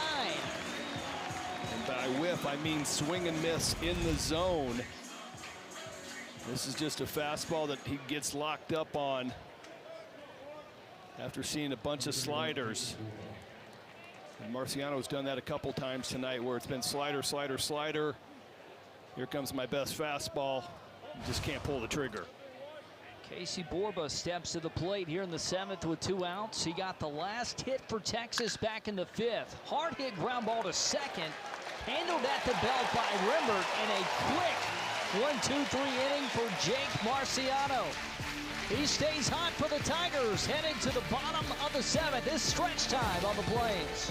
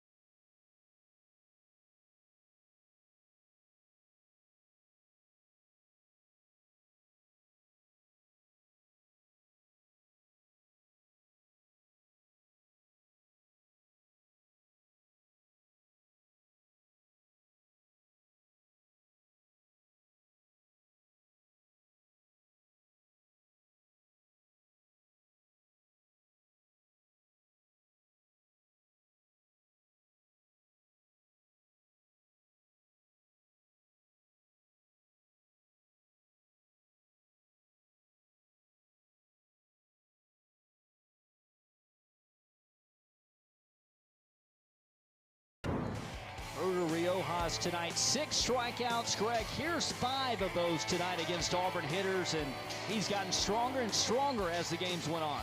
Yeah, I mean, it's just a variety of pitches. Fastballs up out of the zone. That one last one, a hook, a nasty slider, getting Fralick with a sword. He has gotten stronger. 3 of the 3 hits. First 2 hitters of the game. Back-to-back doubles. That was the 1 earned run, no walks.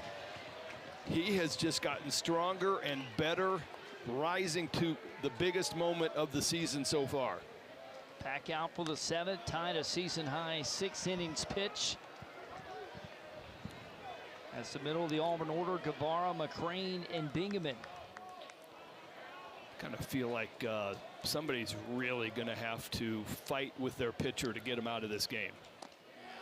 Both of them, well, Marciano and Riojas. And I was going to ask you, like, how do you have that conversation?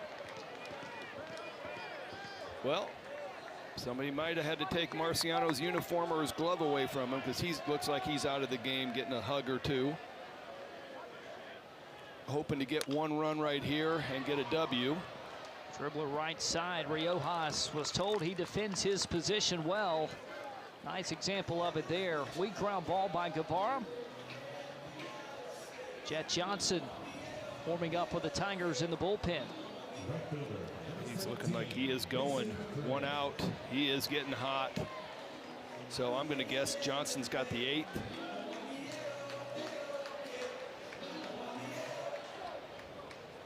Nobody aboard for Mason McCrane. Auburn's 1 run tonight came all the way back in the 1st inning.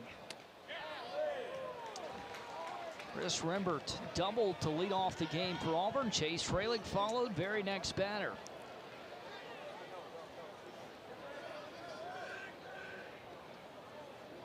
Mason McCrane's had a great start to his freshman season, hitting .306, trying to give this Auburn lineup some life, and much easier said than done against a guy like Ruger Riojas. He's just gotten better and better, and this is one thing I really love, that the fact that he is just pitching all the time out of the stretch. So he doesn't have to worry about working on windup and the cadence and the rhythm and where was that pitch. So that's one aspect, and you know, for those at home that are thinking, hey, you know what, you throw harder out of the windup. If I threw 1 mile an hour harder out of a windup, I would have done it my whole career. And I didn't throw 1 pitch in professional baseball out of a windup. So I really like the fact that he is staying in the stretch. He works out of the stretch. And if somebody ever gets back on, it's just the same old thing. He's out of the stretch. Same rhythm, same cadence. I mean, that's the knowledge, Greg, that's just invaluable, as having you as a partner. Well, I always laugh. It's like, well, you know, shouldn't I throw out of the windup? I'll throw harder. No, you won't. I mean, Mariano Rivera didn't throw one pitch out of a windup. Hard hit ball down the right field line.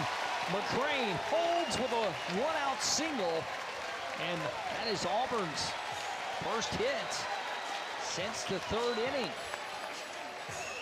Well, and back to that point, Greg, for pitchers, how do you decide that in development? Is it by person? Is it by coach? Is it just who you learn from? It's who you learn from, who's coaching you. You know, if you were good at it at a young age, that pitch was 112 off the bat. But, I mean, like I said, if I could have thrown 1 mile an hour harder out of a windup, I would have done it.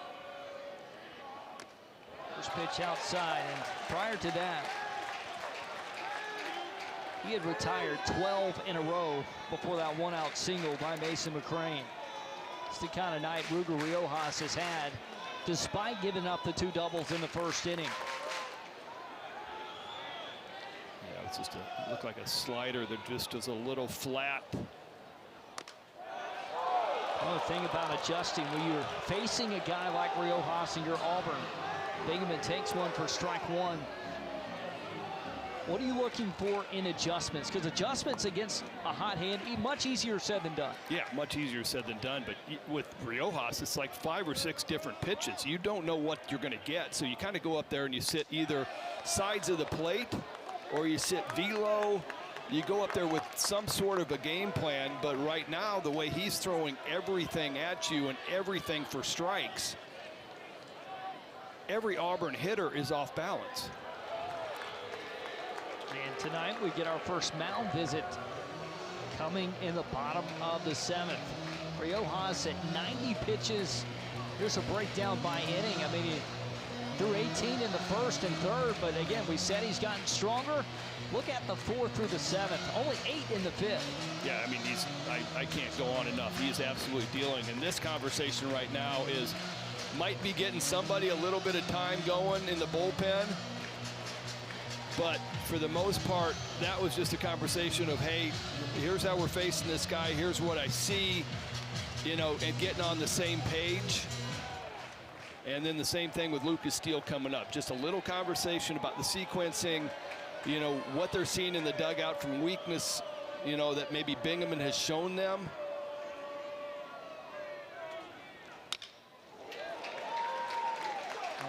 Rockets off the net into the Texas dugout. And that's one thing that they will talk about. If you're not catching up to a fastball, you're not getting anything softer. They're going to make you catch up to a fastball. And so that might have been the conversation. Hey, late for a fastball. Quit going back to changeups. It's not going to be a great pitch on him. Pound the zone. Fastball's up. Shows him a slider right there. Let's see if he goes back to that fastball. Maybe moves it in to get it in on the hands, which now he's got to be a little bit quicker to, as opposed to a fastball up, out over the plate.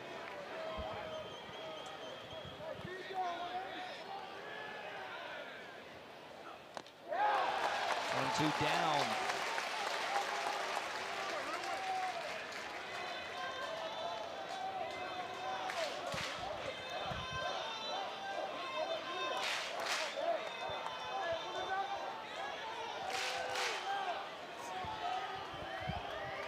LaFew in the bullpen. 2-2 to Bingaman. Oh, front door cutter. Not a bad miss at all. He hadn't thrown that all night. Every cutter has been away other than into lefties. This one he goes front door cutter, just missed. All the way in the 7th inning with 1 out, 94 pitches in. First 3-ball count of the night for Riojas. Payoff pitch, runner goes, and is sent to Donahue Drive. 3-2 slider. Bingaman has fouled off a couple of good sliders. He's been late on the fastball. Let's see if they move this 4-seam fastball in inner part of the plate.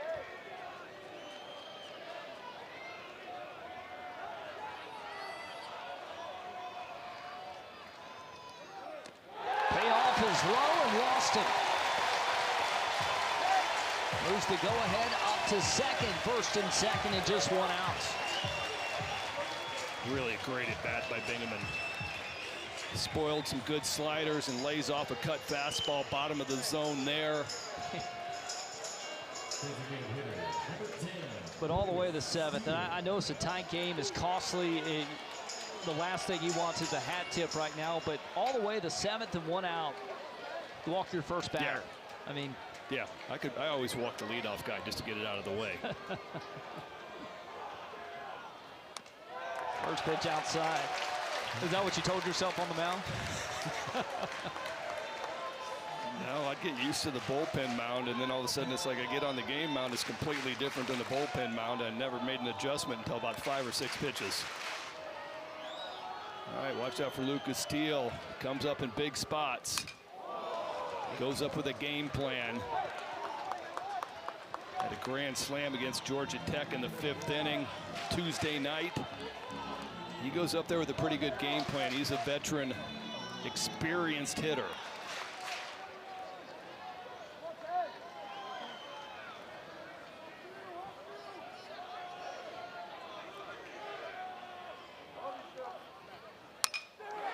In the air, opposite field, the Pack, long run, diving effort, and he's got it.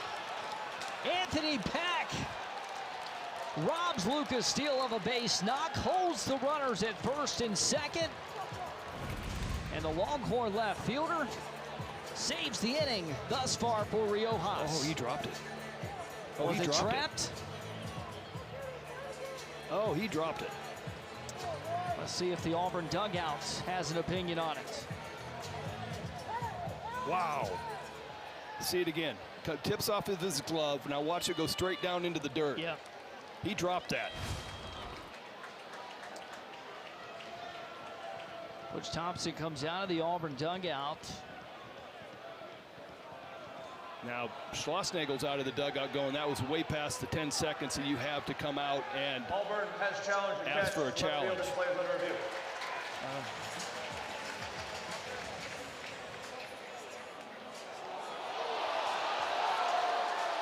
And there you see it. They show it on the video board here at Plains and Park. You can Lucas see Steele the just ball ran back on the field, running over to first base. Yeah. Yeah, they're showing it on the replay board right now. If that's the case, Steele's aboard with a base knock and the base is loaded, and that certainly makes things more interesting for the Texas bullpen. Call on the field is a catch by Anthony Pack. It was a great effort by the left fielder. Pack only a freshman. Video shows it likely touched the ground, but waiting for the call.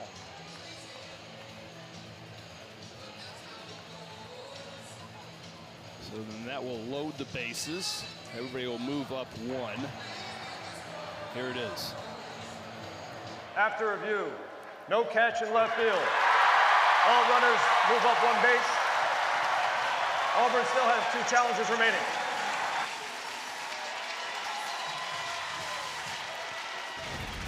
Here's the look we saw at Plainsman Park from Hawkeye. And that's the shot. Great work by our camera crew. Yes, it was. And that's going to bring out Schlossnagel, and that is the end of Riojas. Well, Riojas ends in a tough jam for Texas. That young man kept his team in it in a hostile environment tonight. 6 2/3, 4 hits, 1 run, 1 walk, 6 strikeouts in 99 pitches.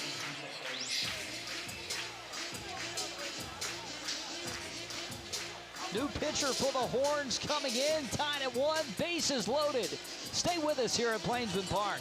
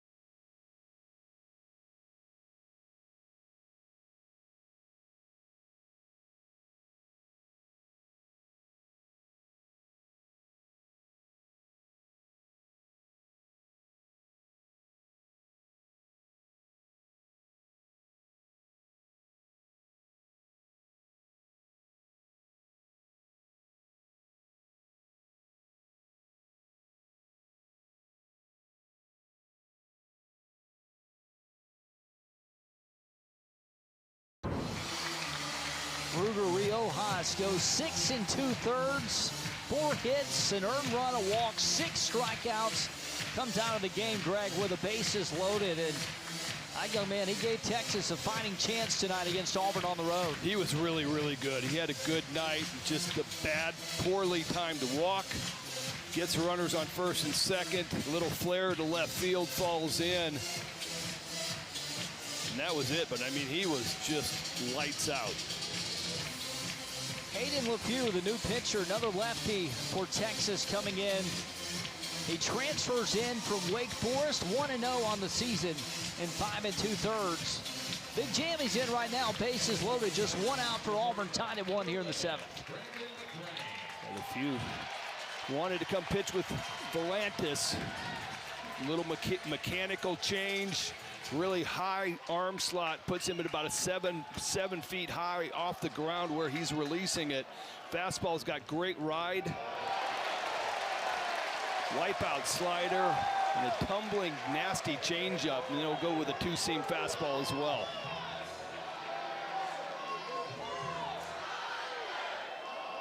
Brandon McCrane, a redshirt freshman from Salem, Alabama, at the plate with 26 hits.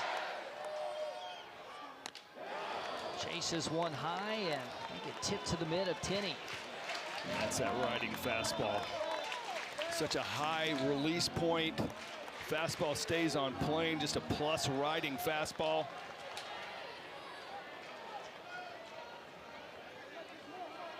Brandon McCrane at the plate. Mason McCrane stands on third. Bouncing ball to short. Rodriguez stays down, goes to second. Mendoza turns two. 6-4-3, Tiger killing double play. Hayden LeFew comes in with the bases loaded. He gets the ground ball. And Auburn's got Brandon McCrane in some pain.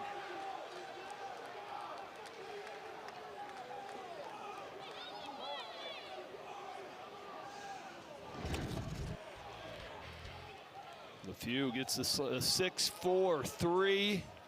Perfectly timed. Pitcher's best friend. They're out of the jam.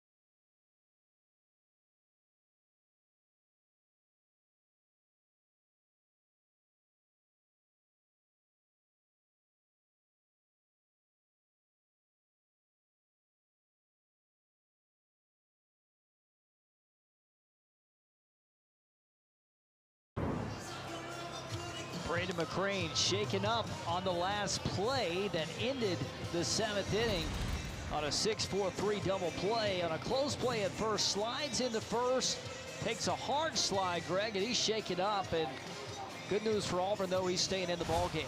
Yeah, it looked like he's doing everything he can to try to get to first base, not double himself up. He's on the ground for a little bit, and he's made every throw clean from shortstop so far. Auburn going to the Texas A&M transfer, Jet Johnson, on the bump to relieve.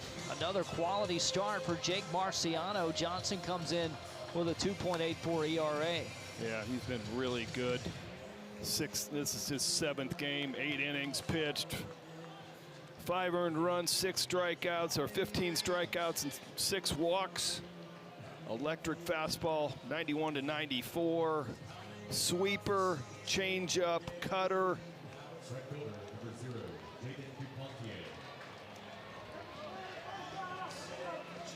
Johnston will face Duplantier, Larson, Mendoza, 8, 9, and 1. Duplantier takes a strike from Johnston, makes it 0-1. Texas got the lone run off a solo shot by Robbins in the 4th. Nearly hit the on-deck hitter in Larson. I'm going back in.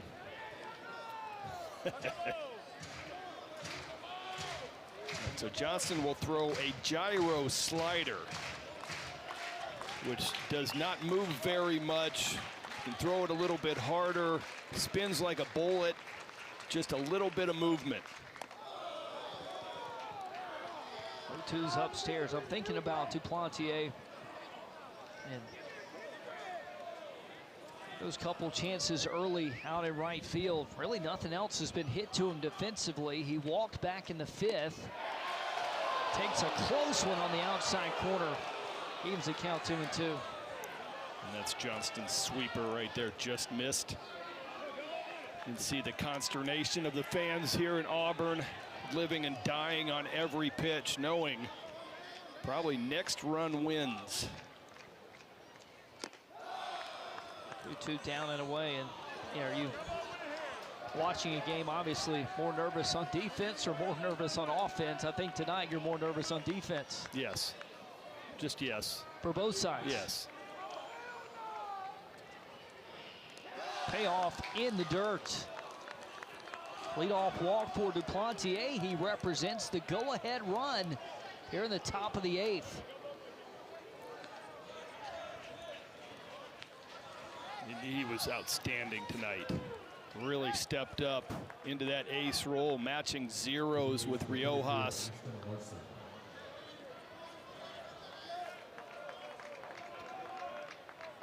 That was fun to watch.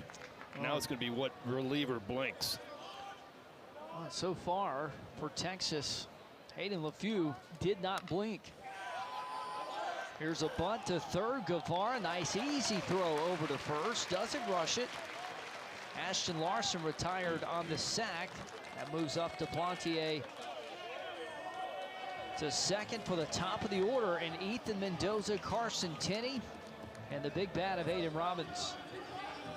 That was Larson's first sacrifice bunt on the year, and absolutely perfect. Got Guevara to engage.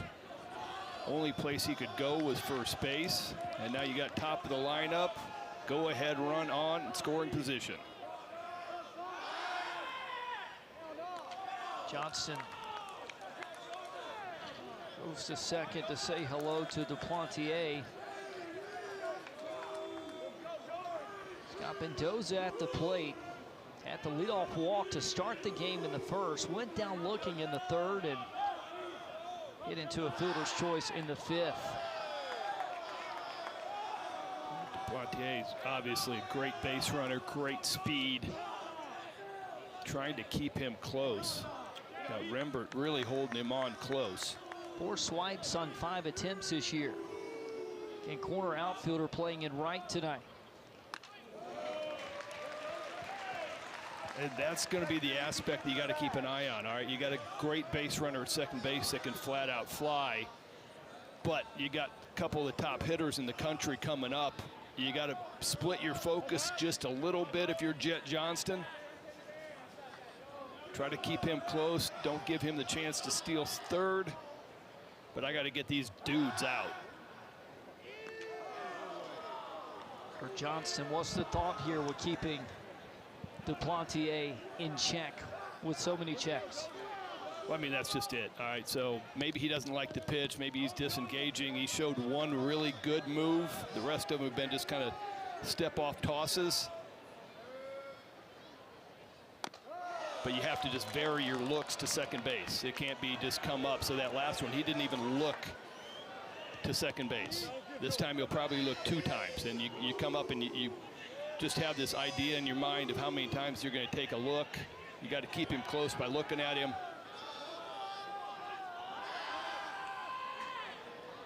Johnston goes back to him. I mean, Duplantier has no lead. He has no lead. Rembert is keeping him very close at second base. So all these pickoffs for me are just eye candy. After a long chess match at second, Johnston comes back, hits the strike, and ahead now, 1-2 on Mendoza. Texas looking for the timely hit. They have not led against Auburn. They tied it in the 4th inning. 1-2, and Johnston sits down Mendoza.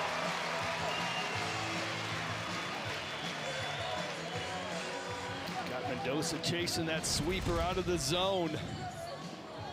Really good AB by Johnston.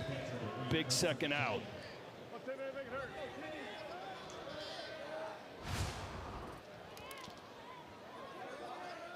Auburn's 17th game with 10 or more strikeouts this year. 3rd in Division I baseball. Job's not done against Carson Tenney. He's had a quiet night, but a more than capable hitter. Johnston ahead, 0-1. Had a good night behind the plate, commanding the starter, Ruger Riojas. Johnston coming back, catches him looking again. Couple different pitches. First one was a gyro slider. That one more of a sweeper. He still hasn't shown that 94, 95 that he can get to.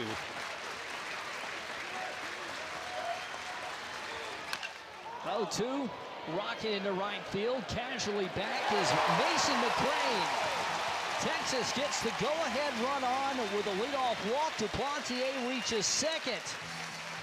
Jet Johnston pitches Auburn out of a jam in the 8th. Cade Ballou loving it. Tied at 1.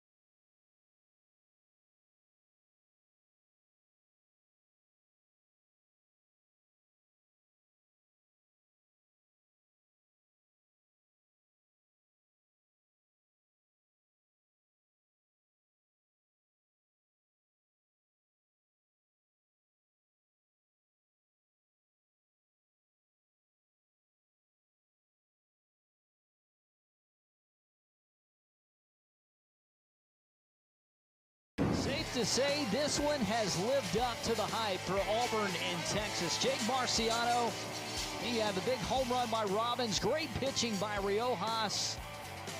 A lot of emotion, excitement, even some disappointment mixed in tonight, Greg. What gives in a game like this?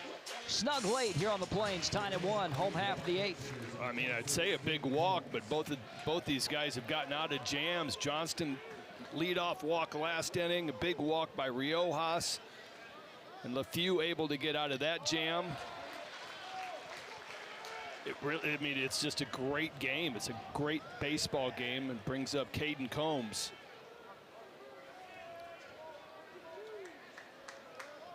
Holmes, pinch hitter for the Tigers, freshman from Gardendale, Alabama. 1 hit this year. Oh, what hit number 2 would do for Auburn right now. Facing Hayden LeFew, who was clutch for Texas on the bump, pitching out of a bases-loaded one-out jam, induced the ground ball, got a 6-4-3 double play. No, his confidence is high coming back out for the 8th. Oh, man, he walked into a mess. And throws a perfect slider down. Gets the 6-4-3 to get out of the jam. He is now Riojas's best friend.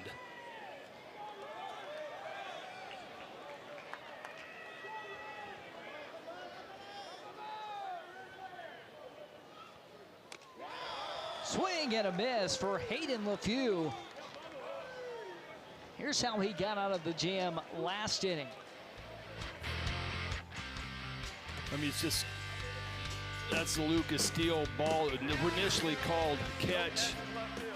Review by Butch Thompson. And here's that, I mean, it's about as routine as it gets. Great turn in the middle. Back to the top in Chris Rembert.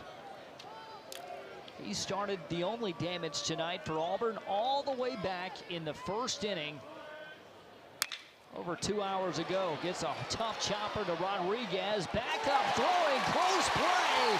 The throw is late. Rembert legs out the single. He is now the go-ahead run. Well, with that launch angle coming from LeFew, down, big downslope, he's going to get a lot of ground balls. This one, Rembert, and it's the only chance Rodriguez has, lays out to his right, comes up and just fires over there. Throw is a little bit offline, but he's not getting the speedy Rembert.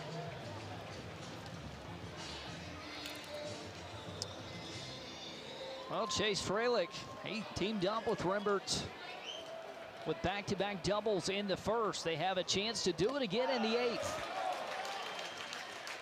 Let's see if they take Rembert off here. 2 stolen bases out of 4 attempts. Now the big shift on for Texas.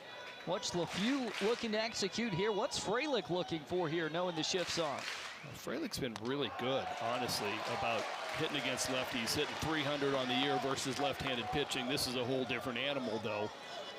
But left side is open. He has been good on fastballs up and out, of staying inside of it and shooting it to left field. Big hitters count now for Chase Freilich. Freilich, Auburn's. I don't think Schlossnagle liked that pitch selection. 2-0 slider, lefty on lefty. Let's see if Freilich gets the go. Wow. 3-0 breaking ball.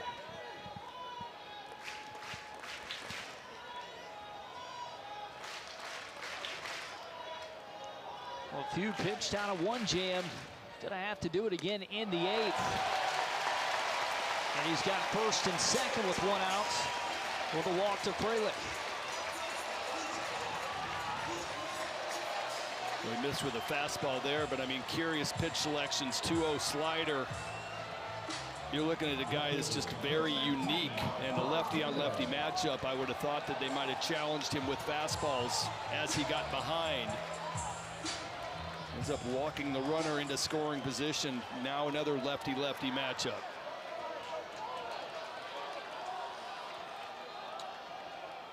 Bob Terrell comes up Hackett.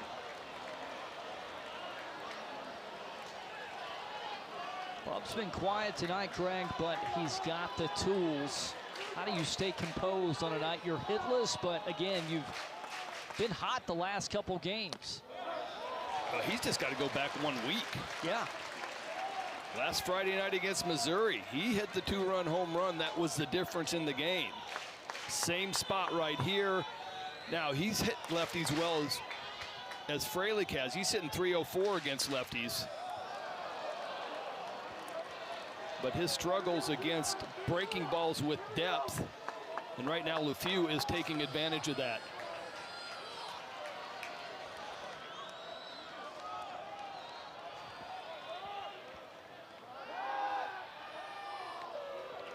LeFew checking back Rembert. Rembert reached on a 1-out single. Tough play at short by Adrian Rodriguez. Gave a great effort on it.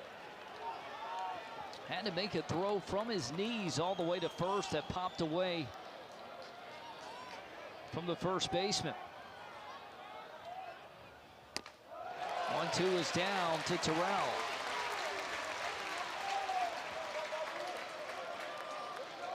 Good take right there. If you're LeFew, you're going back to that breaking ball. That was more of a show-me fastball. And here comes this nasty wipeout slider. 2-2. Terrell down looking. What a pitch by LeFew. You just knew it was coming. I mean, this slider is filthy. I'm going to call it almost a curveball with that break, but starts off at Terrell's head, and he just can't pull the trigger. I mean, Terrell thinks it was down. That ball was right down the middle of the plate. First and second for Guevara. Dribbler that goes foul. Well, you talked about what it's going to take. It's going to take somebody coming up with a big hit. That's it. And right now the pitching has been so good. Well, and I think about LeFew, if he gets out of this, the jams that he's pitched himself out of, if it happens. I mean, but even then, the strikeout to Terrell gives his defense a chance with one out to get the 0-1. Got him chasing. Now LeFew's a pitch away. Well, I mean, what makes a great closer is, yeah, you'll get in jams. You're always in jams. Every game's a jam. You know, I mean, in this situation, a home run, you lose the game. So you're always in jams, but when you got a wipeout pitch that you know you can throw any time and you're going to get a swing and a miss like his slider, you have a lot more comfort. All right, you know what? I just got to get ahead. As soon as I get ahead, here comes that wipeout slider.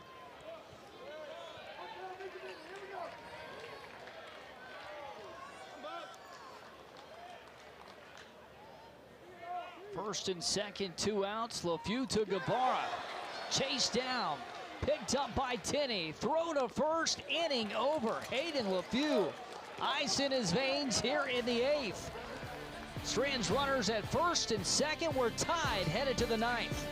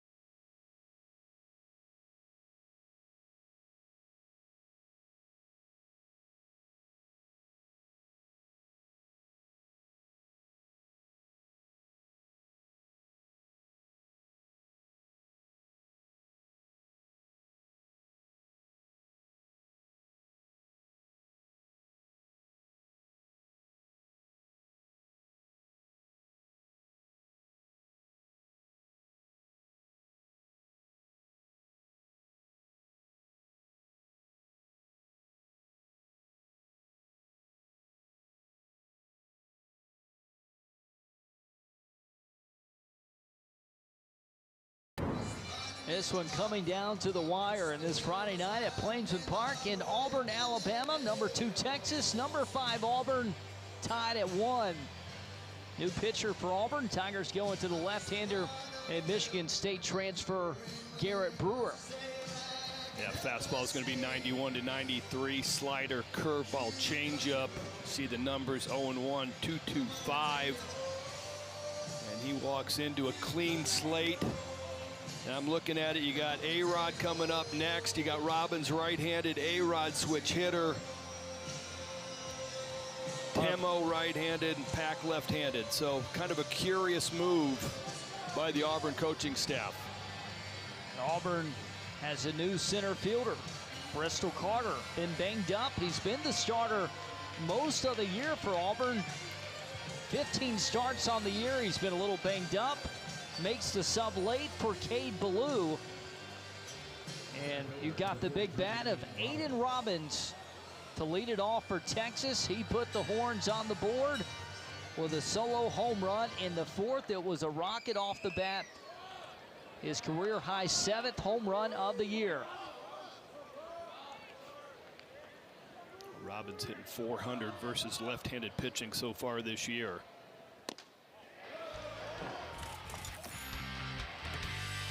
This is the Robbins home run we talked about. Fastball down and away, and this ball's obliterated 422 feet out over the canyon. Gets a hold of another high fly ball, left center field, off the scoreboard. Second time tonight, Aiden Robbins goes yard, puts the Horns out in front in the ninth. It's 2-1 Texas.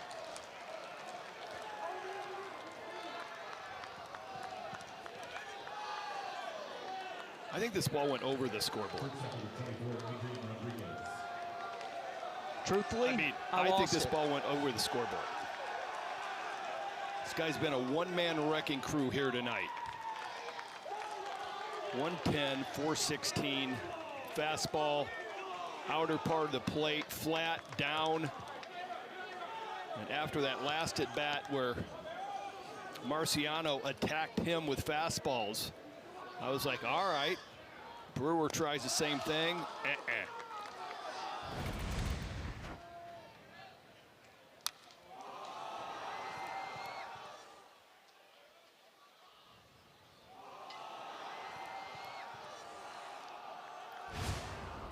Texas has had great pitching tonight, both starting and in relief. Not a ton of hitting, but they've had 2 timely bombs by Aiden Robbins. Right now, he's the difference.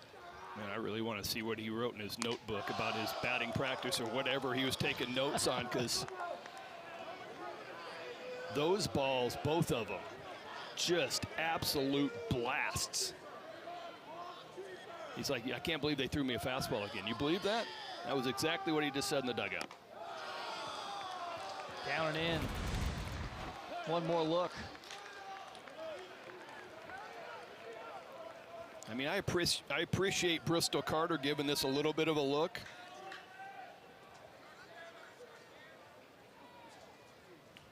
Aiden Robbins. Suave boys, I got this. One. Everybody relax. I know it's a 1-to-1 game, a little tension here going on. I got it.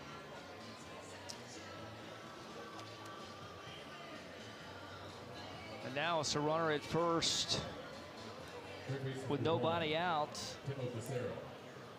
Garrett Brewer's got to find it out. But Texas, they're thinking more. With nobody out right now, they're thinking more than just one run here in the ninth. Well, I mean, the way that LeFew is throwing, one run might be all they need. Timo Becerra's been excellent tonight at third, trying to make an impact with the bat. And Auburn throws it away. Rodriguez cruising into second. Mason McCrane has to come all the way up from right to field it. And Auburn gives Texas a bag with nobody out. Just that first throw over, man, it's so hard. You got to get used to it. You're backing down. You're not throwing it as hard as you've been throwing the fastballs, and this ball just gets loose. Little contact. No harm, no foul.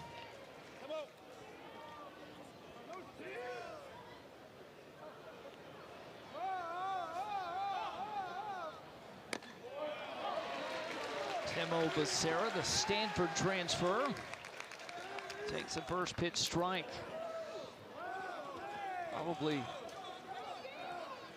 the most experience on this team in terms of game played. If not, he's up there. Yeah.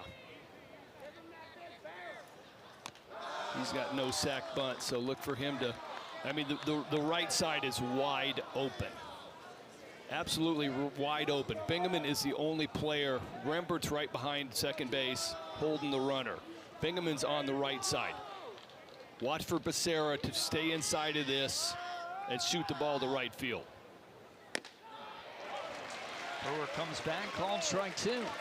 Brewer's giving him the pitches to do it. Painted down and away.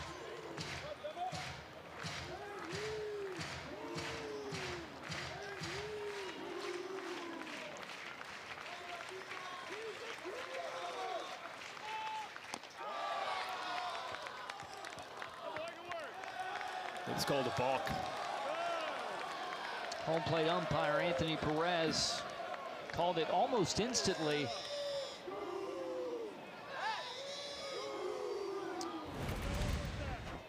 What'd you see here, Greg? Just he didn't pause long enough on the set. I mean, the double clutch with the front foot, and then didn't give it just enough time. Stays composed, sits Becerra down for the strikeout. Much needed out in the first for Auburn. 11th strikeout tonight for Auburn pitching. Job's far from over. Runner at third, just one out. Texas leads 2-1. Texas is thinking insurance here now in the top of the ninth. Schlossnagle coming out for an offensive meeting with Pack, probably to discuss the pitch sequence, what's going on, what he wants him to do, what he wants him to look for. Pack's got no sacrifice bunts on the year, but infield drawn in.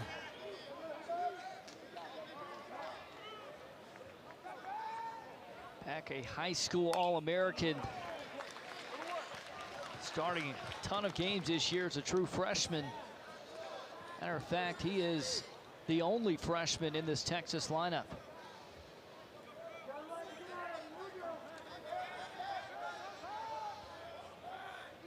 He's got 18 runs batted in. Here with a runner at third, chops one to third. Guevara climbs the ladder, slides on the throw hole, and it's off the mark. Rodriguez scores standing up. Texas tacks on another. They lead Auburn 3-1.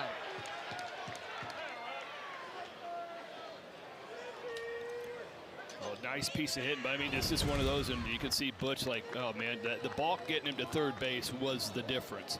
Guevara comes up, little wet grass, you see he slips, can't make an accurate throw. Swipe tag by Freilich. Just 3 inches from getting him at home plate. And you nailed it on the balk. And really, the wild throw over to first. I mean, yeah. 2 free bases. 2 free bases gets him to third base. So Pack on first, reached on the fielder's choice.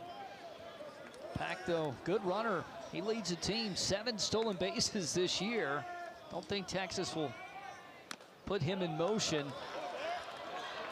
1 out here in the ninth. No, they might. They got the, yeah. I mean, they're up 2 right now. You can take a shot. Casey Borba with a hitter's count, 2-0. Singled in the 5th, 1 for 3 tonight. One of just 3 hits for Texas. Of the 3 hits, it's the only one that stayed in the ballpark.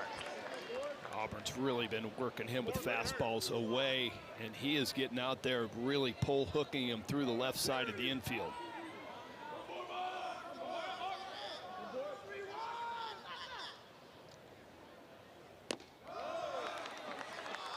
Brewer goes down and away and misses.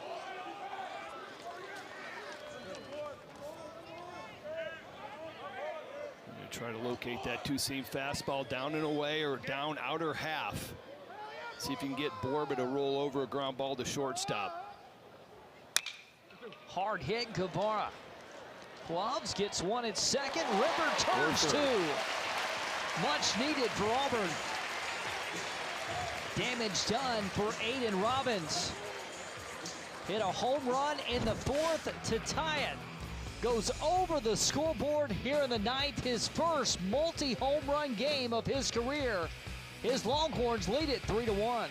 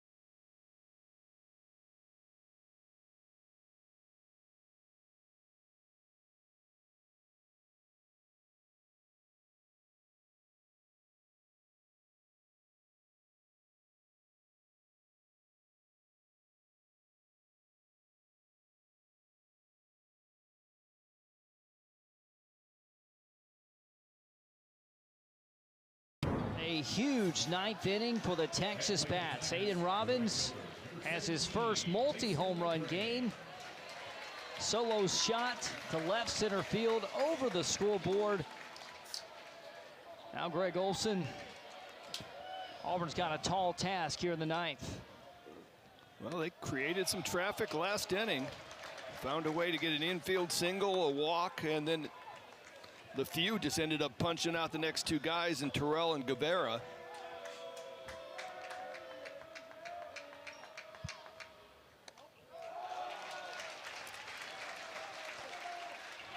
Mason McCrane leads off the inning. Got a one-out single back in the seventh. What's the mindset right now for Auburn as trying to come back and just get traffic, as you said, and put some pressure on LeFew, who has been excellent tonight through an inning and 2/3. Well, he's a lot like me. I was an adrenaline junkie, so as soon as I got some traffic on base, it was like, all right, here's now I'm getting on fire. I'm getting lit up. He has been really good with traffic. So you got to find a way to get somebody on base. That's the way you're looking at it. Get somebody on base, and then, all right, now where are we at? Who can do some damage? Learned a lot about you tonight. Adrenaline junkie with runners on base and get the leadoff walk, or get the walk out of the way first with the first batter. 3-1, big cut by McCrane. Well, I had no adrenaline on the first batter of the game, so it was like, yeah, you know what, all right.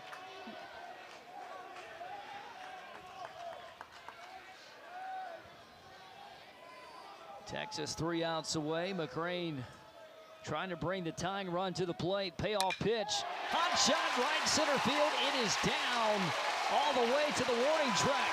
Mason McCrane heads to second, sliding in. Tigers have a spark here in the bottom of the ninth. This kid continues to impress. Couple of hits tonight. This one breaking ball a little bit elevated, and that flat swing drives it back into right center. Well, it's game on. How much damage can Auburn do?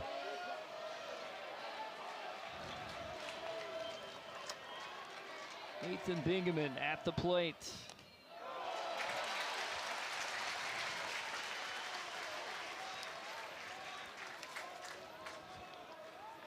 Texas shading with the second baseman right behind the bag. Big right side wide open.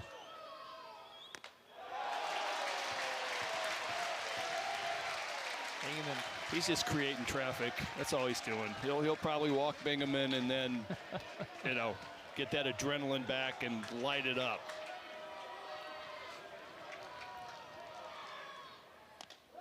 Two O's high.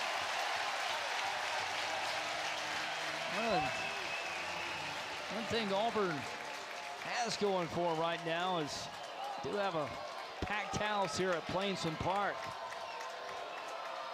Texas trying to close the door. But a leadoff double followed by a walk puts the tying runs on first and second, and the winning run at the plate with nobody out in the ninth. Another curious pitch call, 3-0 slider.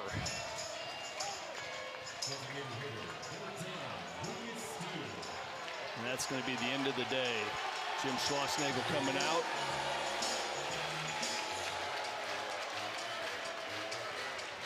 Oh. Tough jam for LeFew here in the ninth, but he pitched out of two tough jams in the seventh and the eighth. Bases loaded, one out, got the double play. Last inning, stranded runners at first and second. His night is done. Tigers have the tying runs aboard when we come back.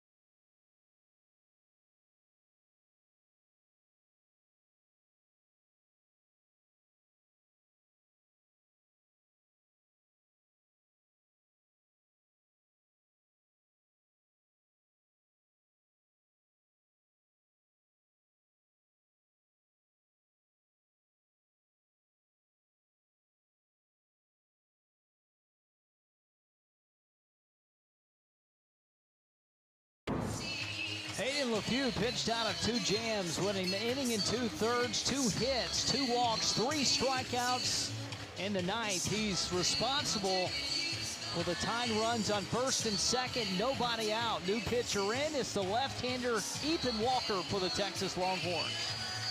Yeah, Walker, fastball's 81 to 85, slider, changeup. See the numbers, 1-0, no ERA. 7 innings, 7 Ks. He comes in to turn Lucas Steele around, switch hitter. Steele hitting only 182 versus left-handed pitching, but he has been known to lay down a bunt. Steele a homer this season. First pitch, obviously a pickoff move for Walker to second to McCrane as McCrane started this inning with a double. Bingaman walked. First pitch outside to Steele, and last weekend. That pickoff's just to see if Steele's bunting, see if he would flinch. And a nice inside move by Walker. Steele shows bunt, twists and turns to hop out of the way. I was looking at what Walker did last weekend. Went 2 1/3 against Ole Miss. In 2 appearances, 3 hits, 2 strikeouts in the outings. Steele shows bunt. Takes it outside. In our call with Coach Schlossnagle, one of his concerns has been his bullpen. They had a little bit of a blowout against Ole Miss late. It has been an issue.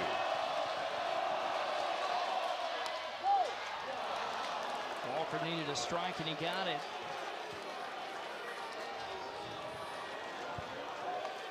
Here's a question. You let Steele swing away 3-1. You put the bunt back down. Bunt down, pulled back, strike 2.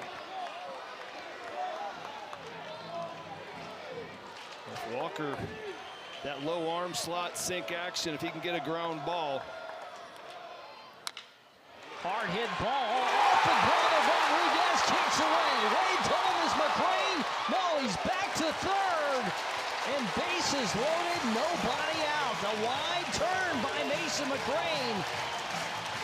He's called back. He is safe. McCrane about ran through a stop sign at third base. Carl Nonemaker had the brakes on him. Nice effort here by A-Rod, knocks the ball down, gets away from him a little bit. McCrane's thinking it got into left field. He's not looking. He starts going home, and Nonemaker is literally standing in front of him going, please stop. You will be out. Go back to third base.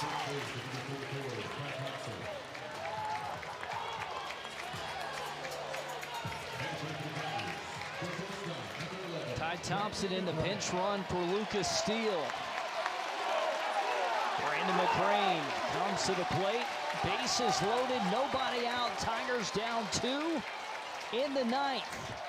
McCrane second AB with the bases loaded tonight. First pitch outside for Walker.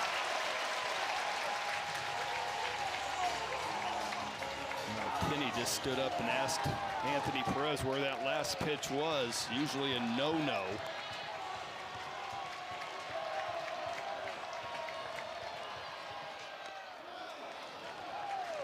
Walker comes back, evens the count, 1 ball, 1 strike. Need a base hit. That's what it's going to come down to. Auburn tonight is stranded 6 on base. McCrane with a hack and miss, 1 and 2. Just a filthy changeup.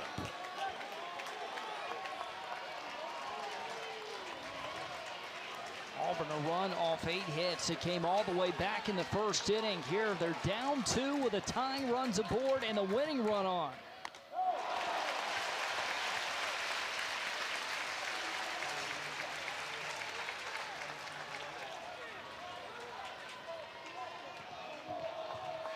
Schlossnagle over the dugout, trying to direct his infield defense. Down looking cold, strike 3. Walker with a huge strikeout, and now Texas is a ground ball away. But the new center fielder up to the plate. He's a vet for Auburn. He gets the crowd into it as Bristol Carter. He has been electric since transferring here from East Carolina, taking over the center field spot. Got dinged up a little bit at Missouri. Carter batting .404. We got some trash out in right center. The umpires are trying to get somebody to run all the way out there. And that's where student section giving the Auburn manager a couple extra steps tonight here in the ninth.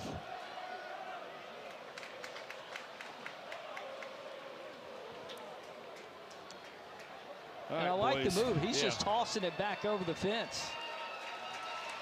That's what I would do. I mean, come on. You Why make me run carry all the it way out here? back? Yeah. Now he's looking for the nearest place to get off this field. Going to be the Auburn bullpen. Well, and I'll say this, and I'm not joking when I say it, the unsung heroes of baseball programs right there. The absolutely. amount of hours those guys put in. Bases loaded, 1 out. Tigers down 2. Bristol Carter, hot shot into center. Scores Oh my one gosh, against it got through his legs. Runners on the move. Pitch low, around the score. Tigers win. Tigers walk it off in the ninth. 3 runs in the ninth. Tigers win by 1.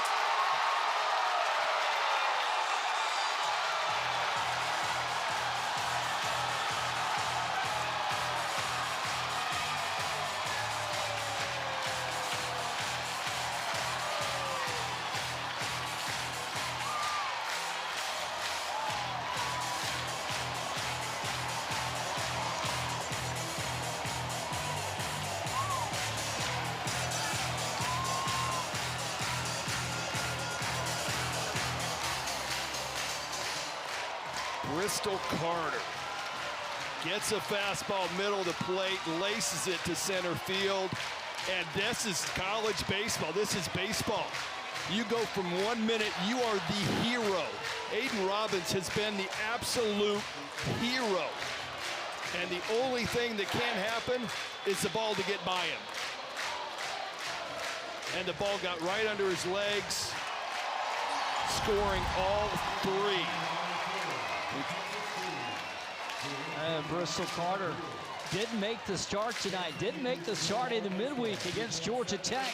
Scorches one, and Robbins, he lost his footing, and by that point, far too late, as the Tigers' winning run scored by the pinch runner Ty Thompson after the infield single by Lucas Steele.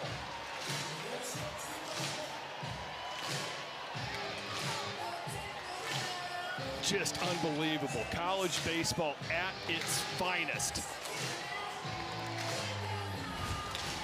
Thinking that one run, Robbins hits the home run, they get that extra run, it's 3-1. This game is over with. Pack it up, get to the car, get out of here and beat traffic. And way go. And Bristol Carter. That's just the first one. We've still got 2 more of these. Setting up for a great weekend on the Plains. Tigers win it tonight, 4-3. I'm Britt Bowen for Greg Olson saying so long from Auburn, Alabama. Again, the Tigers come away with game 1, 4-3. Be sure to tune in to SEC Network Plus tomorrow at 7 Eastern, 6 Central to watch game 2 between the Auburn Tigers and the Texas Longhorns here at Plainsman Park. To watch this game in its entirety, visit the ESPN app or watch ESPN.com. This has been a presentation of ESPN.